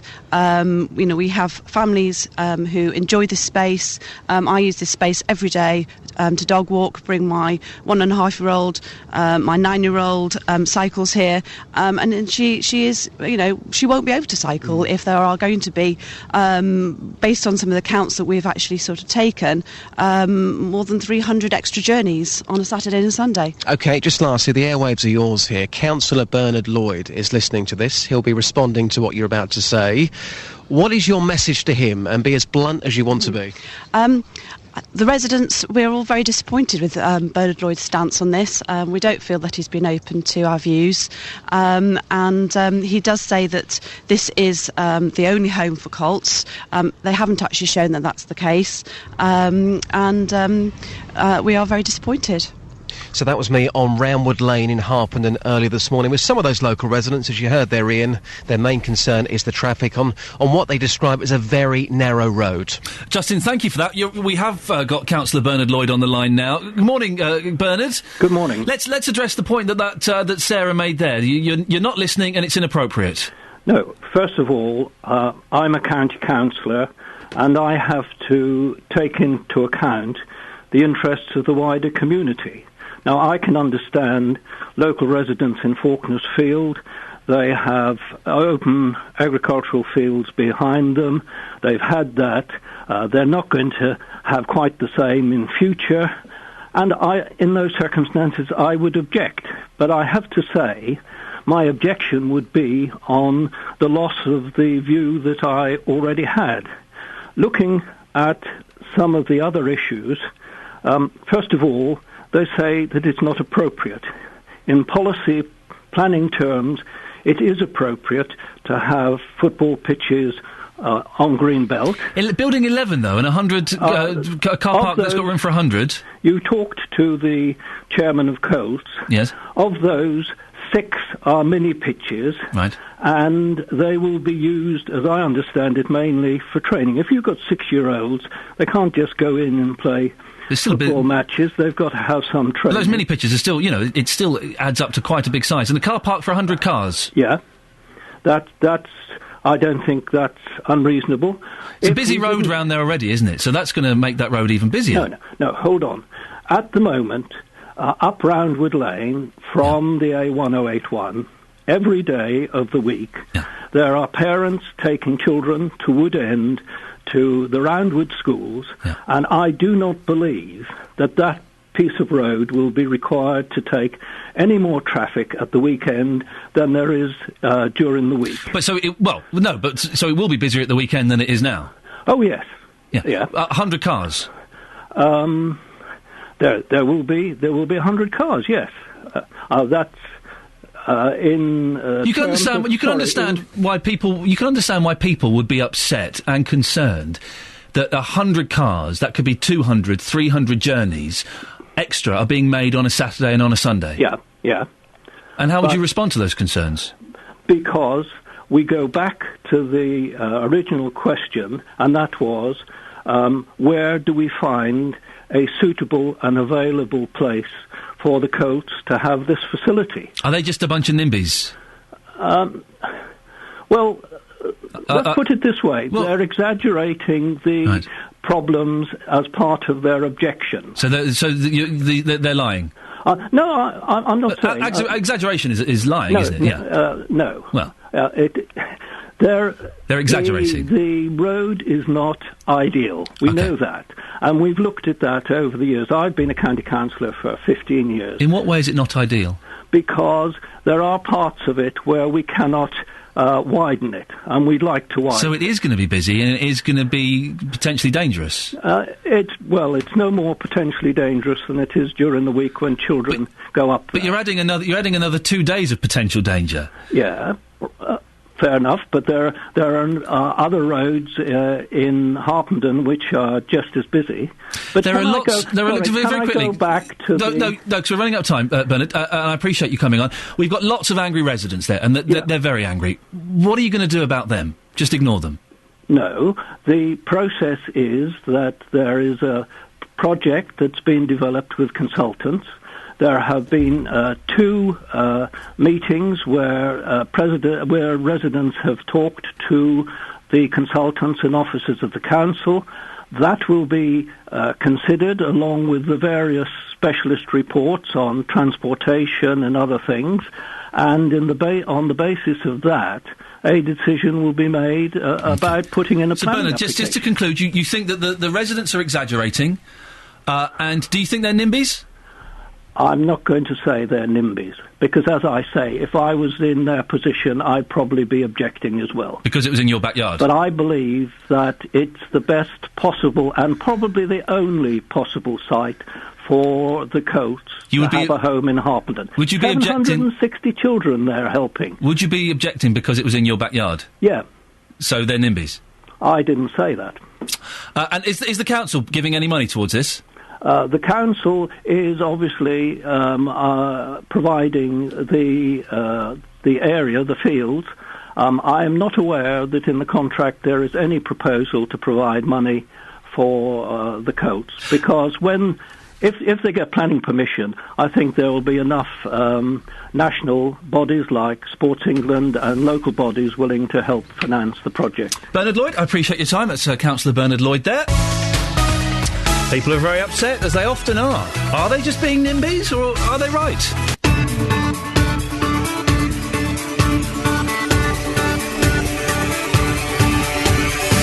It's decided. We're all going for a fry-up after the show. Come on, it's Christmas. Come on, don't pull that face. We're all going for a fry-up. You're invited as well, dear listener. You've got to get there early. There's only 2 tables and they're tiny. Morning, Iain Lee, BBC Three Counties Radio. Lots on the show this morning, the last hour, including there has been a 3rd death at a private surgery centre in Hertfordshire. We'll hear more from Labour MP for Stevenage, Stephen McPartland, who's raised concerns about the clinic. Plans for thousands of new homes for Hertfordshire have been announced. We'll find out where and how you could be affected. And how have you done your Christmas shopping this year? Online or on the high streets of Beds, Herts and Bucks? I tell you now, if you actually went out to actual real shops to do your Christmas shopping, you're a muppet. Lots of ways to get in touch. Facebook.com/BBC3CR. You can send us a text, 81333, starting your text 3CR, and we have a couple of lines free, so now's a really good time to give us a call. 08459 455 555. BBC Three Counties Radio. Now, over the past few months, serious concerns have been raised about a private surgery centre in Hertfordshire at the beginning of November. We spoke to Michael Mancy from Hitchin, whose sister died at the centre, which is on the Lister Hospital site in Stevenage. Antonietta Mancy was 87 and had gone in for a routine knee operation. Now, our colleagues at Inside Out have new evidence of a 3rd death. The Labour MP for Stevenage, Stephen McPartland, has raised concerns about the clinic and is on the line now. Good morning, Stephen. Good morning, Iain. How are you? Yeah, I'm OK, thank you. What do you make of this latest revelation that the death of a 3rd person from routine surgery is being investigated? Well, I mean, it's completely shocking, and my thoughts are obviously with the family at the moment. But it's just a clear testament to the fact that Clinic Centre Carillion, the owners of this facility, are just not up to the job. I've made it clear to them and the Care Quality Commission, the service available to my constituents is just not good enough. What do you want to see happen, Stephen? Well, I've spoken to the Chief Executive of the Care Quality Commission face-to-face, and I've asked them directly to consider removing the licence to operate healthcare in the UK from Clinic Centre Carillion. Have you been able to speak to anyone at Clinic Centre Carillion at all? And yes, I summoned... I did 2 things earlier this year. I summoned the owners to Parliament with some of my Conservative colleagues, and we asked them what the hell was going on. And they gave us a number of reassurances. Later on in the year, I then sat down face-to-face with the Chief Executive of Carillion in July and told them that the service was not good enough and they needed to get a grip and get their act together. And unfortunately, the reassurances they've given us have just not come through.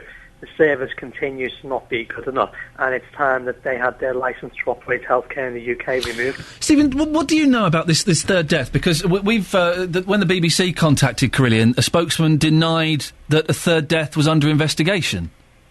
Yeah, I mean, I'm aware that there are 3 deaths being investigated by an independent party under investigation from the Primary Care Trust, who have brought in an independent party to do that investigation.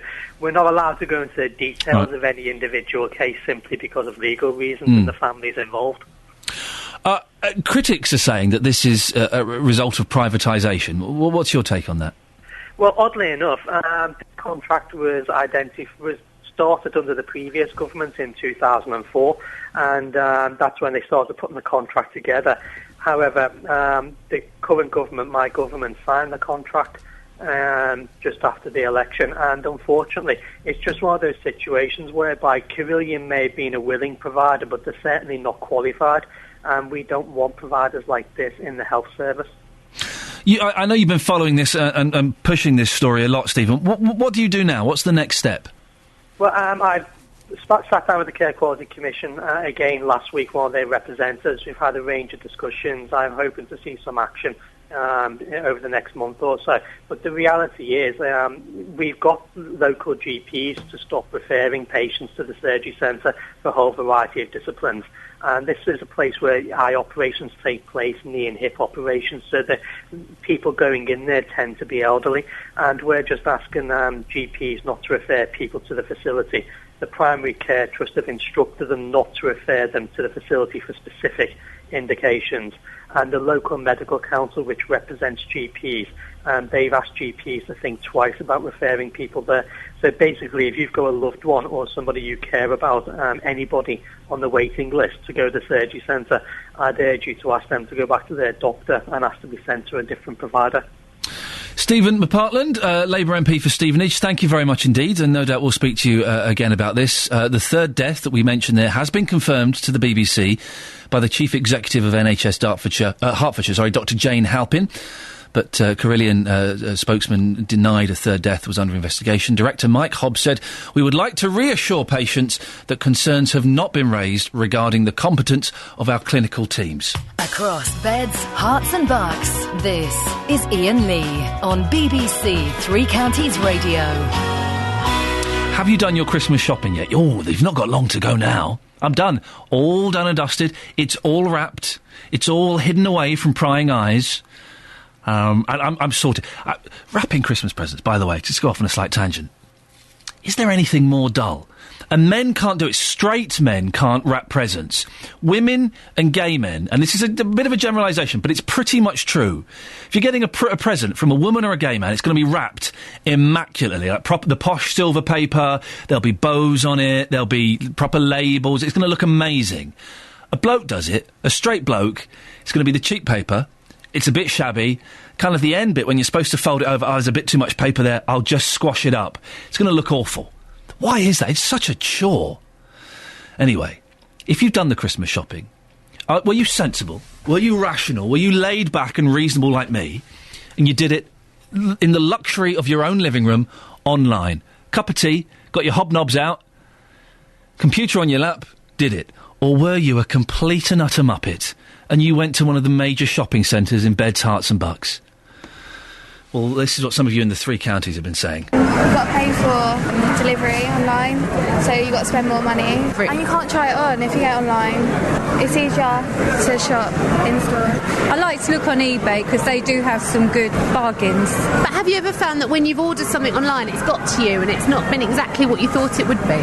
Well, you can send it back and as long as you do it properly, the way they tell you to do it, you get your money back. I personally think online's brilliant. But you guys are shopping here now and you've got, 1, 2, 3, 4, 5, 6, 7, 8, 9, 10 bags that I can see. I'm guessing that if you had to choose between shops and online, you'd go for the shops, would you? Yeah, I think it's just the atmosphere of shopping at Christmas. So the shops, going into the shops and the presents and seeing everything rather than looking online. Yeah. And saving jobs and protecting the stores. Is this an event every year you go shopping with each other? Is this your every mum? week?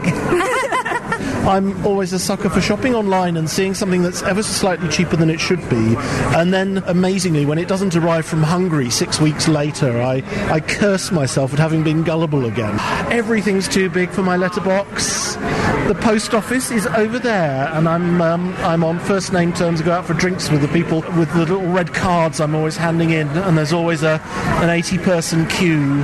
And when you've ordered those things online, have they ever been a disaster when they've got to you? Yes, and all you have to do is then package them up with your full name, a 2,000-word essay on the decline of Western civilization, and the full postage about 5 times over, and they'll consider giving you a refund.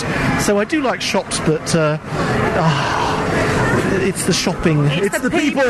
It's the people. It's the people. So reporter Sophie Solaria out there. Well, what do you think? Did you do it online, or are you a muppet? Wanders around the shops. April, are you a muppet?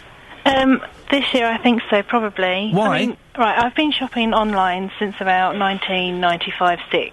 Wow, was the internet around that long? Yeah, I mean, I'm probably one of the oldest members of a well-known auction site. Okay, yes. Back when it was only American, it didn't have the UK version. Wowzers.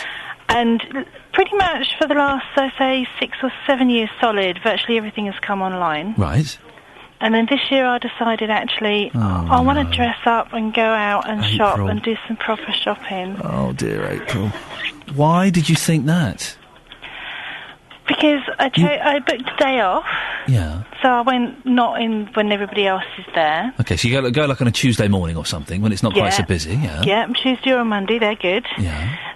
We dressed up, we made a day of it. You dressed up? You dress up to go shopping? Yes, you should dress properly. What, to go to Next and Topshop? You dressed up? Some people are still wearing their pyjamas.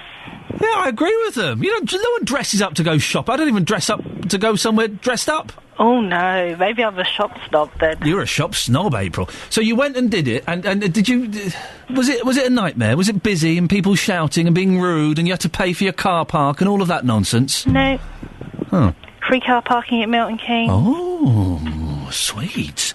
But would you ever do it again? I'm confused as to why you'd make the change from the luxury of internet shopping. I live in a village, and so a lot of my stuff comes through the post. I mean, I do a lot of online shopping. Yeah. The only thing I don't do online shopping is food shopping, because I actually want to look at the food that I'm buying. I'll go with that, yeah, I'll have that. I'm reluctant to do the online food shop.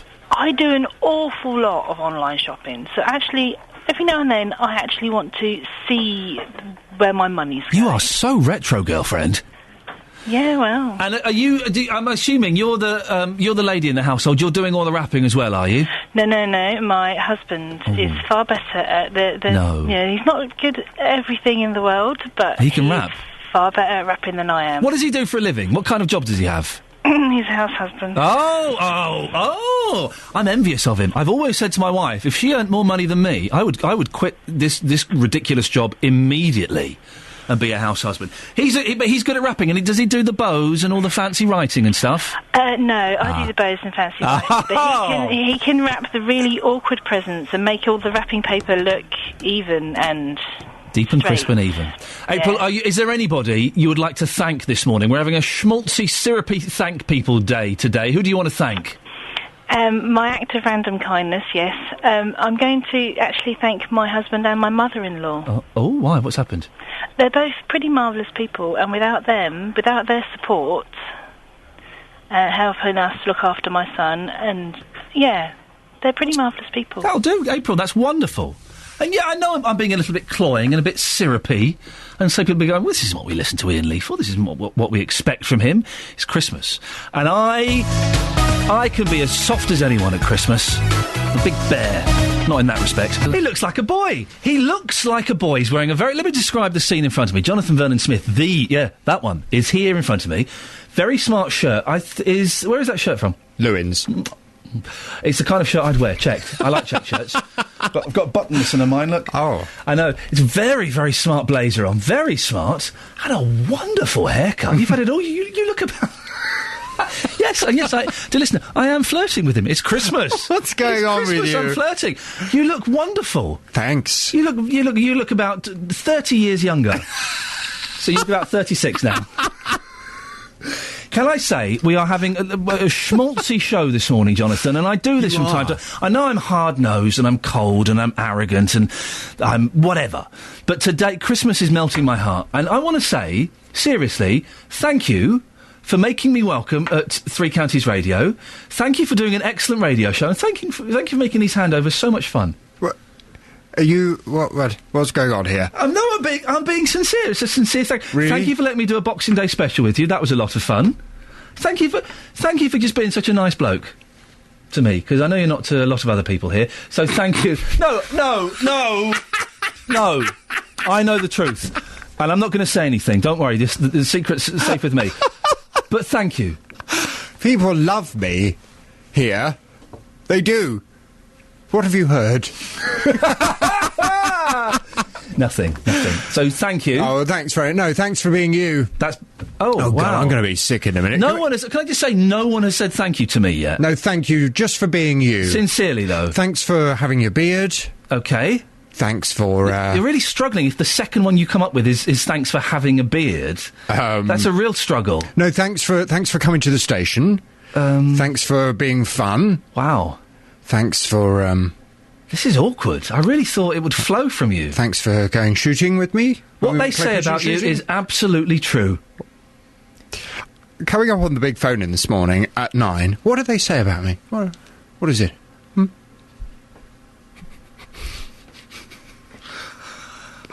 Can't repeat it on the radio. Ask Catherine Boyle. She started it. Really? Yes. She's been showing me her Kate Bush upstairs. Coming up on the big phone in this morning at 9. So naughty. Would you ever turn a blind eye to shoplifting?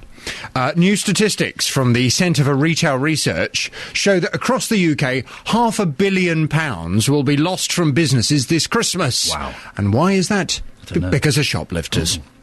It's not just luxury goods they're stealing. In fact, most of the time it's not luxury goods. More and more people seem to be stealing essentials like groceries, baby food and nappies. Well, we know that lots of people are struggling. The question is, would you ever turn a blind eye to shoplifting? Have you ever seen anyone shoplift? I've done it. What? Should I not have said that on the radio? 22 years ago. 22 years ago, I stole 2 CDs. Why did you do that? Couldn't afford them. I wanted them. There were 2 Elvis CDs. There was the Elvis 68 comeback special. I'm not proud of it. I'm just saying this to set the example. I'm hoping that you'll confess something in a second, otherwise I'm going to feel really awkward. Elvis 68 comeback special and Elvis live at Madison Square Gardens. I really wanted them. I put them in my bag. I walked out with them. But I felt so guilty. I felt awful. I didn't get... Some people say they get a buzz from shoplifting. I felt sick and guilty and shameful and awful. I went back and paid for one of them. For one of them? Yes. The other one? I kept that. Right. Yes. I felt awful. Have you ever taken I'd anything? really like to join in. Please. And I've done lots of bad things in my life. I've never shoplifted. Wowzers. I've never shoplifted. I accidentally took a set of cutlery from John Lewis. Accidentally. And cutlery's quite expensive. Yeah, 350 quid's worth. I'll tell you the story. It was purely accidental. Why my £15 CD? John Lewis sell these nice wooden cutlery boxes that you store your cutlery in. Yeah. And I'd already been given some cutlery, you see. Yeah. So I thought I'll buy the box. Yeah. So I went down there, I bought the box, 60 quid or something. Lovely. As I went to customer collections, I thought this box is very heavy. Yeah. Got home, opened it up, they'd given me a box full of cutlery. So you went back and returned them or paid for them? I took the whole lot back, and I said to the chap, "You've given me cutlery that I haven't paid for." Yeah. And he said, "Right, so what, you need more cutlery?" I said, "No, I don't need any more cutlery. Just take this cutlery out of this box. I'll just have the box." "Oh, no, we can't do that, I'm afraid." Trying to get him to take the cutlery back was a nightmare. I thought, I'm trying to do a good deed here. I could have just kept it, but I didn't. You gave it back? But I just wonder whether people who are really struggling, people who this Christmas, who have got the kind of pressure from their children, oh, mummy, daddy, can I have this for Christmas? The people who watch the adverts on TV, they see the consumer, the commercialisation of Christmas and this constant pressure on people to go and buy this, and you've got to have this on Christmas Day, and you've got to serve this at the table on Christmas Day. If you've not got any money... I wonder whether that pressure can sometimes lead you to do silly things that you wouldn't normally do. So from 9 this morning, I want to hear your view. Would you ever turn a blind eye to shoplifting? Perhaps I can find someone who would admit that you have in the past shoplifted. And if so, why did you do it? Was it because, like Iain, you couldn't afford something and you just felt that pressure and really wanted it?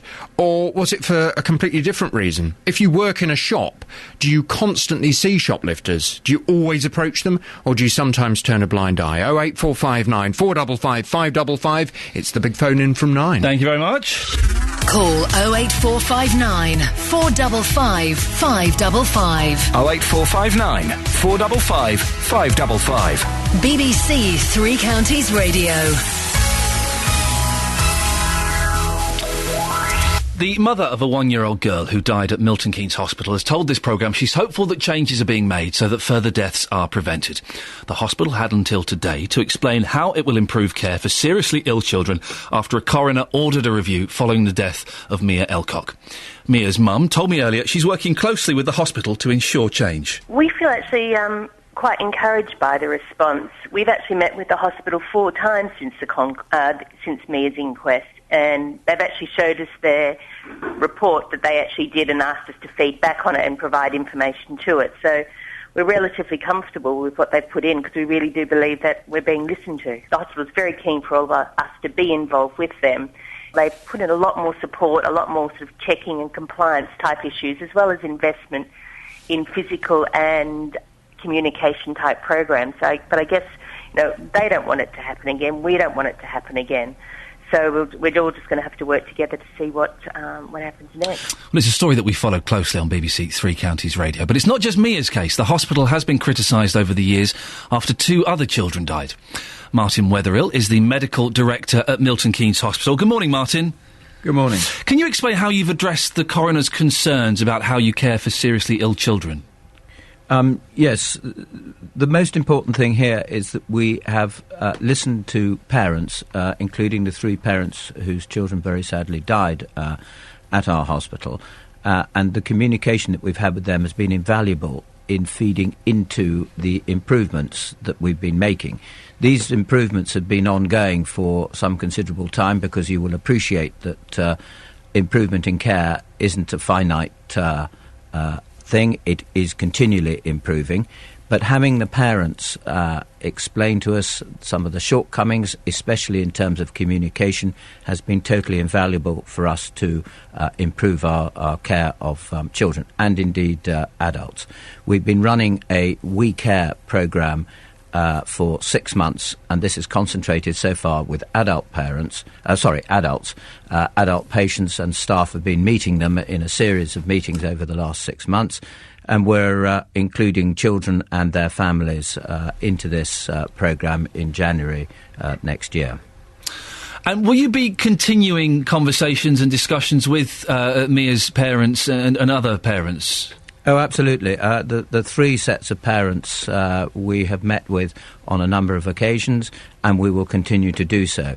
And we are opening a forum for parents and indeed children who have been treated in the hospital, so that there is an open voice for people who wish to make comment about our care to come in and make comment to staff, so that we continually improve our communication with parents and children. And as you will have heard earlier, we've now introduced a box on part of the written pathways for care that parents can enter comments onto, so that the staff in the hospital can pick these up and use them as indicators of children's illness. Who's going to see those suggestions in that suggestion box? The nurses, the doctors, the people that are looking after the children. It forms part of the all of the indicators that we use for looking at children as to how ill they are, and it's part of our early warning system, a paediatric early warning system. Because some of the criticisms from the previous inquest have been the lack of communication between parents. Is it just a suggestion box you're doing to correct that, or have you got other things?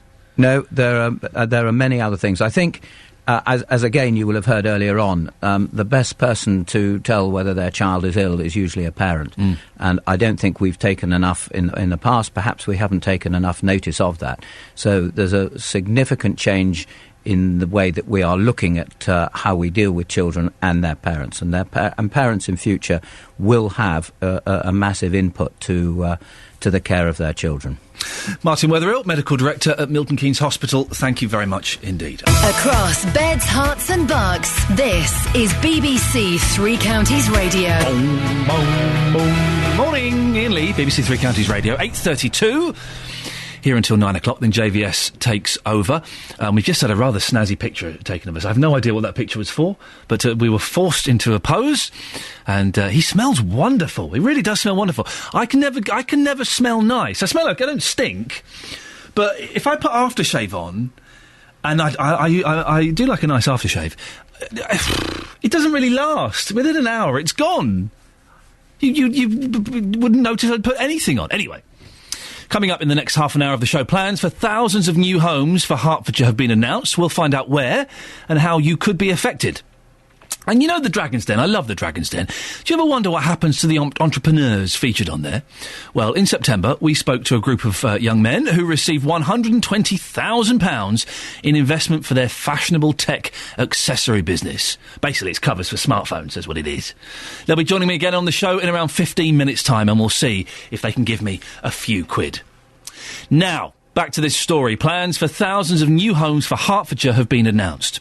7 sites have been identified, including to the east of Luton and west of Hitchin, to the north and east of Stevenage, and a new village of Rush Green. Tom Brindley is the Conservative councillor in charge of enterprise at North Herts District Council in Letchworth. Good morning, Tom. Good morning. Tell us more about these plans, please. What we're publishing now is, it's a rather fancy name, Strategic Housing Land Availability Assessment. What does that mean in English? What it means in English is these are sites which landowners have put forward for potential development. And I think it's important to stress at the moment that's all they are. Their sites have been put forward. In total, there's enough land being put forward for around 30,000 houses. We do not intend to build 30,000 houses. This is for the period up to 2031. So from these sites, we then have to choose which sites are actually appropriate for development, and later in the new year, we will be going out to the public for their views on this. So you say that you're looking at 30,000, but that's just because you're looking at all options. You don't want to make 30,000 houses. Absolutely. How many houses are you hoping to make? We're working on a planning figure at the moment of around 10,700, and that would be, say, for the 20-year period up to 2031. So that would build in over that period there. And that's a number which is in line with the government guidelines which came out in the National Planning Policy Framework. Why are these new homes needed? Because households are growing, they have an expanding population. We're just taking care of the needs of the people of North Hertfordshire in their growth, and also those who want to move into the area. But aren't there developments when houses just aren't selling? That's a very good point, and one of the things we have to be aware of here is that houses only get built when developers can sell them. So this is why it's quite a long period we're planning for. We hope that the economy will pick up over the next 20 years and mortgages will become more available, and therefore these houses will be sold into the market. Oh, I hope the economy does pick up over the next 20 years, Tom. I'm hoping it's a bit sooner than that. And you just said you want to hear from residents on this. How can they get in touch? What are you hoping to hear from them? Well, we'll be going out to a formal consultation in February. This is a preliminary announcement here. We're just putting the sites out there. We really just wanted to get the message across that the fact that these sites are now in the public domain does not mean they're going to be built on. This is the start of a long-term process. So we'll be going out for a formal consultation in February. We'll then assess the results of that and come up with then what we think are the preferred options, which would be much later next year. Councillor Tom Brindley, thank you very much. On FM, AM and online, BBC Three Counties Radio. Oh, I should have asked him how he did his Christmas shopping. Tom Brindley sounds like the kind of gentleman that would go into shops. He would traipse around the town and go into shops. How do you do yours? It's got to be done online, hasn't it? It's got to be... Oh, is this... Councillor, are you still there? I'm still here. Oh, good. I thought I'd got rid of you. We're talking Christmas shopping. Sorry to throw this at you, but, let's get the human element here. How do you do your Christmas shopping? Are you sensible, sir, and do it on the laptop and do it on a computer, or are you a muppet and you wander around the town? Well, I'm not a muppet, and I do wander around the town. Tom! Because shops are actually the place to be. Yeah. And that's where you can really get a feel for the goods. You can see what you're buying, and I'm a great believer in shops. But all those people bashing into you with their shopping trolleys and the grumpy staff, does that not put you off? I actually like people. Really? You may be able to tell I'm not that keen on them. So you enjoy kind of going around and interacting with people? I certainly do. I think that the shops have a social element to them as well, as providing the choice. You can choose, you can try on. You can't do these things over the web. Who does the wrapping in your home of the presents? Oh, Julian does the wrapping. Right, okay, yeah. Are you no good at it? I'm certainly not as good as she is. Yeah, that's the thing. Blokes, I don't think straight blokes can do wrapping. I do it and it looks absolutely awful. Tom, thank you very much indeed. There we go, Councillor Tom Brindley. Talking about the development and also telling us about his Christmas shopping plans. Carol says on the email, Iain, I'm fully with you with shopping online. All mine is done that way too. But to do your own wrapping, I get the gift wrap option. And as I'm a woman who can't wrap, it comes neatly wrapped and I can add the bows and personal labels. Do you have to... I've seen that. You can tick a little box, can't you? Is this a gift for someone? Would you like it gift wrapped? Do you have to pay extra for that? Or is that free? Because I like it to be as cheap as possible. I always cheap the free... tick the... free delivery box. Don't give me the first class delivery. No. Free. I can wait 3 to 5 days. Jane has emailed in. I use Christmassy bags for wrapping. Sorry. And put coloured tissue paper on the top to hide the presents. Like you, I'm rubbish at packing presents. I suppose I did half and half Christmas shopping, some online, other presents I picked up from the shops. 08459 455 555 is the telephone number. You've got 20 minutes if you want to give us a call on this. Look at this. David Prever's on Saturday, 6 till 9. Join David Prever every Saturday for fascinating guests, I'll be the judge of that, with captivating local stories, a review of Saturday's papers, and music to get your weekend off to a cracking start. All with David Prever, Saturday from 6. And on Sunday, Helen Lee, 6 till 9. She's always worth a listen. So you've got David Saturday, 6 till 9. Helen is on Sunday, 6 till 9. Gareth is... Gareth, where are you? I'm on the M1. Don't worry, I'm legal. There we go. As long as you're legal, Gareth, that's all we're concerned about. Tell me about your Christmas presents. Right, I don't know what you're talking about guys can't wrap presents. Of course we can. Straight blokes cannot wrap Christmas presents. We can wrap them, but they look blooming awful. Ian. Yes? Are you telling me that I'm not straight? Well, I don't know. If I saw one of your presents, I'd be able to make a better assessment. Are you good at wrapping presents? Yes, I am. I'm as good as any woman, right? And in fact, I wrap a present far better than my wife. Wowzers! Really? Do you decorate it with the bows and things? She provides the bows. There we go. She puts the bows on. So you can do the actual physical act of putting something in paper and sellotaping it up, but she's the one that tarts it up and makes it look nice. You got it. So you see, Gareth, you're not quite as good as you're making out to be. And listen, I think we can salvage this relationship, okay? Are you sensible and do your Christmas shopping online, or are you a muppet and go and do it in the shops? Now, you see, if I was more organised, due to my very, very busy lifestyle... Oh, Gareth. I can't get around to do it online. What do you mean you can't get around to doing it online? It takes you an hour and it's all done. It's easier. I know. I must agree with you there. I do agree with you, Ian. But life kind of gets in the way, and the missus ends up dragging me around the shop. And boy, don't those... And I don't want to be sexist, but I'm going to be. Don't those ladies know how to drag us around shops, huh? They've got it down to a fine art. Gareth, where are you actually going for Christmas? Are you at home? Are you off visiting family? What's the deal this year? Yep, it's family, off to spend Christmas Day with my parents, and then Boxing Day with the Outlaws. Fantastic. Gareth, in-laws. there we go. Well done. Salvage it. Gareth, have a lovely Christmas. Well done. You see, he phones up. He's the big man. Oh, I can wrap the presents in. I can wrap the presents. Yeah, it's his wife who makes it all nice and tidy and puts the bow on and does the silver string and makes it look a little bit special. Anyone can put something in silver paper and sellotape it up. We can all do that. But it's making it look a little bit more special, a little bit fancier. That's the trick, you see. That's the trick. 08459 455 555 is the telephone number if you want to give us a call. I'm just having a little look on Facebook to see. You've been posting on Facebook as well. Christmas shopping, says Steve. The wife does it. Scott says, I'll be going to the shops by bus later on, as I cannot drive at the Mo. Shopping by computer is fine, but what happens if they don't deliver it in time for Christmas? Oh, Paul's picked me up. Ian, use of the word scattergun is a bit in bad taste, considering what has just occurred. It could upset some people, a tad insensitive. I said that we were taking a scattergun approach to the show today. But, Paul, if you were offended at that, I'm sorry, but I think you're being perhaps a little bit oversensitive there. I think we can still talk about guns despite what's happened in the States. Aidan says, please can we have a pic of JVS up? Ian Lee has been raving about Jonathan Vernon-Smith and his appearance this morning. What does he look like today? I'm sure their picture will go up very, very soon. Let's have a quick look at the front pages of the newspapers, shall we? And it will be quick, because I'm getting hungry. I'm going for a Friday fry-up after this. The Guardian. Privatised GP service puts patients at risk. Doctors say staff shortages often make out-of-hours care unsuitable. And there's a picture of a posh man drinking a glass of milk on the back of a horse. I don't know what that's about. The Times. The model son, Romeo, steps into the spotlight. David and Victoria Beckham's son, Romeo, behind the scenes at a Burberry photo shoot. He's a good-looking lad.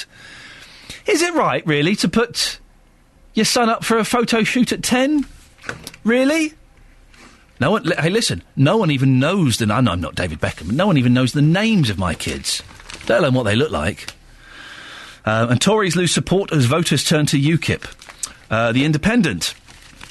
The great HMRC telephone rip-off. Revenue costs taxpayers £136 million a year by putting calls on hold.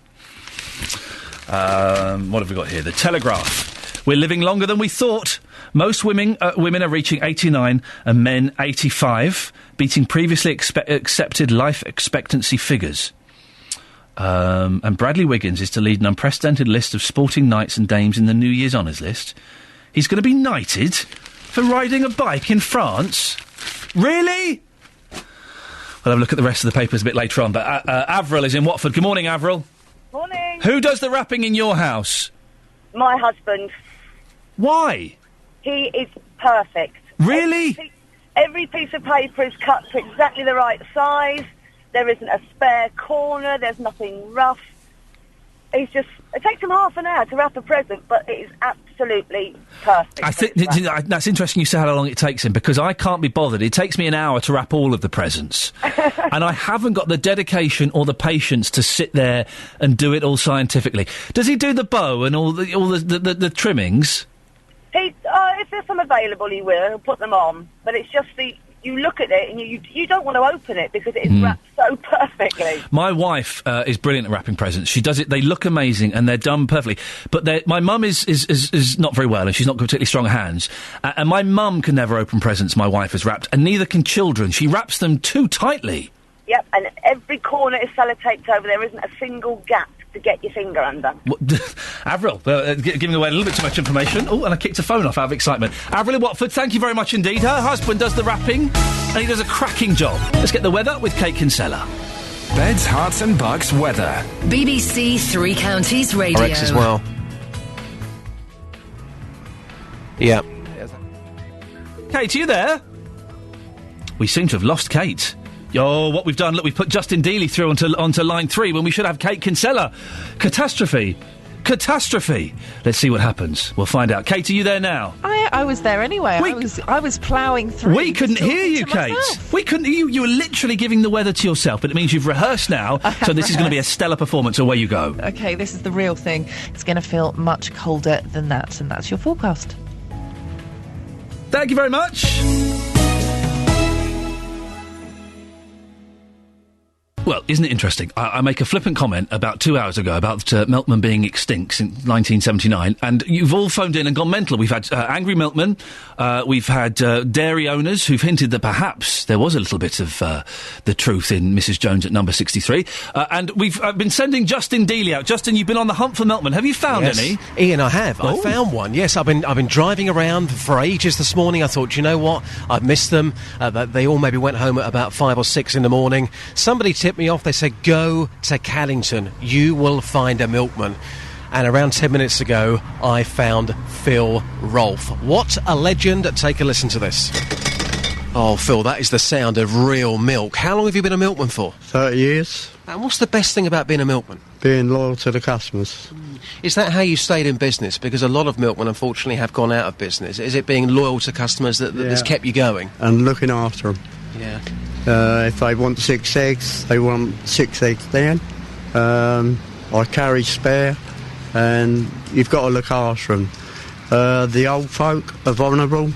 Some can't get out, and you just got to, look after those ones. Clearly you're doing a fantastic job. Your hours, when do you start and when do you finish? I wake up 12 o'clock, midnight. Yeah. Travel to Watford, to Pentworth Dairies, and load up, and then on the road to start my deliveries. So when do you finish? About midday. 12-hour day? What, 5 days a week?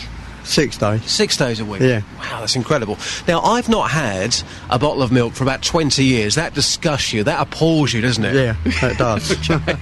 For you, the best is Gold Top. Sadly, you've only got one left. That's going to a customer. I can't steal that. Tell me about this glorious pint of milk here. Right, semi-skim is... the fat's been taken out. The semi-skim. Majority of people have semi-skim. Phil, I can't wait any longer. Crack this bottle open for me. Come on. Let's get this down me. Oh, look at this. Oh, this takes me back. Beautiful. I think I've even got a milk tash, haven't I? Yeah. Oh, dear. Phil, it's great to meet you today. I've been travelling around for 45 minutes trying to find a milkman, and there you were, about to have a cigar as well. You're a character. Have a Merry Christmas. Yeah. You told me to shush then. Why's that? Not supposed to smoke. Let's leave it there. Phil, thank you very much. Yeah. Okay. So there you go. Oh, Dealey, that was milk porn. That was horrible. I don't want to hear you getting aroused by drinking some milk. That was the most disgusting noise I've ever heard in my life. When was the last time you had a bottle of real milk? Well, I drink real milk. I didn't know they still came in glass bottles, though. Oh, yes, they do. I've got it here. Listen to this. It's here in the radio car with me. Oh. I'm going to bring it back. It felt good. Phil, a milkman of 30 years, and can I just point out right now, when he had that cigar, he was outside of the milk float. You're making it worse, Dealey. You're going to get that fella's been doing it for float. 30 years. He's going to lose his job before Christmas because of you. He's going to be absolutely fine. What a top man, though. Top man. Justin, see you later on. Ta-ta. Thanks, Ian. Now, back in September, we caught up with 3 young entrepreneurs who were invested in by Buckinghamshire's very own dragon, Peter Jones. The £120,000 of investment meant that brothers James and Richard Gold, along with best friend Lewis Blitz, could take their fashionable tech accessory business Skinny Dip to another level. We're joined now by Richard and Lewis to tell us how they're getting on. Morning, chaps. Good morning. You're Lewis. Yes. You're Richard. I am. Where's the third fella? Have you booted him out already? Oh, he's still in bed. Do you know? Can't drag him out of bed at He this time hasn't in the got morning. what it takes. Late night. We'll talk about the business in a second. I genuinely love Dragon's Den, right? Yep. Is it really done in like an old warehouse, or is it a studio somewhere? It's a studio somewhere, unfortunately. Oh, I know, such a sucker. we nearly walked out when we found out. Yeah. We got there and they said it's a studio, and we said, no, we're not having that. But, do you know what, it's just as scary, and it Really? feels just like it looks on TV. Yeah. It feels like you've just stepped into your television Wow. when you're on there, because you don't meet any of them beforehand. Right. There's no preparation. There's no, producers saying, oh, don't worry, relax, you're going to stand here, it's going to work like this. They just say, all right, walk in, stand there and pitch, and you go in and it's like... It must be weird. You walk down those steps and there's the drag... There's Duncan Bannatyne. Theo is sat in front of you. How weird is that? Yeah, I mean, it's just so surreal to walk in there and see 5 of them, because we watch, we're avid viewers of Dragon's Den, so when we actually sat there and we saw all 5 of them in front of us, we were just like... You froze a little bit, didn't you? You got a little bit nervous. I was a little bit nervous. Understandably so. Yeah. I mean, just the whole experience was very daunting. I mean, one thing that actually happened is, I don't know if you saw, but James memorised my pitch and Lewis's pitch. That was it, yes. Yeah. That was it, yeah. And he was mouthing along, wasn't he? And he was mouthing along to me when I was speaking, and he turned round and, you know, for a 25-year-old man to say, my mum's going to kill me on national television is a little bit embarrassing. That's why we left him behind today. We didn't want him to embarrass us again. He's dragging him down a bit. So remind us what the business is, Skinny Dip. Skinny Dip is a new brand of iPhone, iPad cases, headphones and speakers. But the idea is that it takes tech products and it makes them more fun, more exciting and more fashionable I like fun, I like excitement. I'm not so bothered about fashion, but 2 out of 3, I'm in. Yeah, all right, well, as long as you're in for the fun and the excitement. I'm there. And the idea is that we sell into, like, fashion retailers, the kind of place that, you know, hopefully our target consumer would actually want to shop and buy the products. So places like River Island or Debenhams or Republic, Next, those sorts of places. Is the product out there now? Can people go and buy it? Yes, all the products out there and on our website as well. Well, get the plug for the website, go on. www.lets-skinnydip.com. Oh, I see what you've done there. Little plug. Now, just managed to squeeze that in without anyone noticing. It's a smooth. Peter Jones, who is, let's be honest, the tallest man in the world. I think he's 7'6" or something like that. He's insanely tall. It's ridiculous. He invested the £120,000. How much contact do you have with him after the show? Well, we had a couple of meetings with him, and he was really, really nice. And I think that it's not as simple when you watch a show as you think it is, because you shake hands on a deal, and it's okay. Well, you know, we told you a little bit about our business, right? We've got a deal, great. But then afterwards, there's the whole long, boring stuff that. All contracts and negotiations, things like that. So that's there's still a bit of negotiation goes on afterwards. Oh, a lot of talking, because I think that, and you know, maybe through our naivety as well, I think you don't realise that a business is a complex thing and it's a lot of money. So there's a lot of kind of a long process that goes on afterwards. And does he give you much input into? Does he say, lads, I think you're doing that wrong. This is what you should be doing. Yeah, well, when we sat down with him at first, I think that was, he kind of looked at our whole business as an overview and saw things in an instant that we didn't necessarily, you know, that we haven't seen after 2.5 years. But I think that, you know, there's still, like I said, now we're still looking to see if that's even going to go, if we're even necessarily going to go ahead with Peter. But I think that already the input that he gave us just in meeting with him helped us massively. Richard, have you got Peter Jones's phone number in your phone? No, I actually don't, but I have his email address. That's not bad. That's not bad. I've got Bannatyne's phone number if you want it. You can have it. You can have it for a tenner. Yeah. How did his hair get so thick and luxurious this year? I don't know. I wanted to go over and stroke it and just ask him what sort of shampoo he's using. He's doing something. Is it selling? Is your product selling? Thankfully, yeah. And I think we've had some of our products work perfectly for winter and Christmas. I mean, we've got earmuffs with built-in headphones and hats. So they're just like flying out because, I mean, we use them. They're such a great product that actually doesn't only look good, but it has a great function because, you know, you think about it, you're trying to squeeze headphones under your hat or under earmuffs. So especially now when it's so cold out as well, we've got these touchscreen gloves. They didn't work so well in the summer. Which are amazing. So touchscreen gloves? Gloves. So when you're out and about, you want to use a normal pair of gloves with your iPhone, you can't use I've just got one of those little pads. What do they call it? Pads. What do they call the things? It's not an iPad. Anyway, I got one of those. Tablet, that's the word. I'm such an old man. Look. And I've had to take my gloves off and do it in the freezing cold. You don't want that. No, exactly. And that's the point of the touchscreen gloves. You can use any sort of touchscreen device with the gloves, which are I want to apologise as well because he told me to bring a whole bag of products for you. I was going to say, where are the goodies? Which I brought and I left them in the back of my car. So can't rely on him for anything. I got in a lot of trouble with him. I was going to say, listen, boys, it's great to talk about it. Can I have some goodies? So I can. You haven't brought it. We'll have to send them in. Disgusting. Give us the website one more time. www.lets-skinnydip.com. Thank you very much for coming. It's very Thank you very much. Best of luck with that. Wow. I'm just... anyone else disappointed to find out that the Dragon's Den, it's not really an old warehouse, it's a studio? Well, now my producer, Laura, who, by the way, thank you for being my producer, you're excellent, has just told me the boardroom in The Apprentice is not really a boardroom. Oh, no. Beds, hearts and bugs talking. This is BBC Three Counties Radio. His dreams are shattered. Thank you, Iain.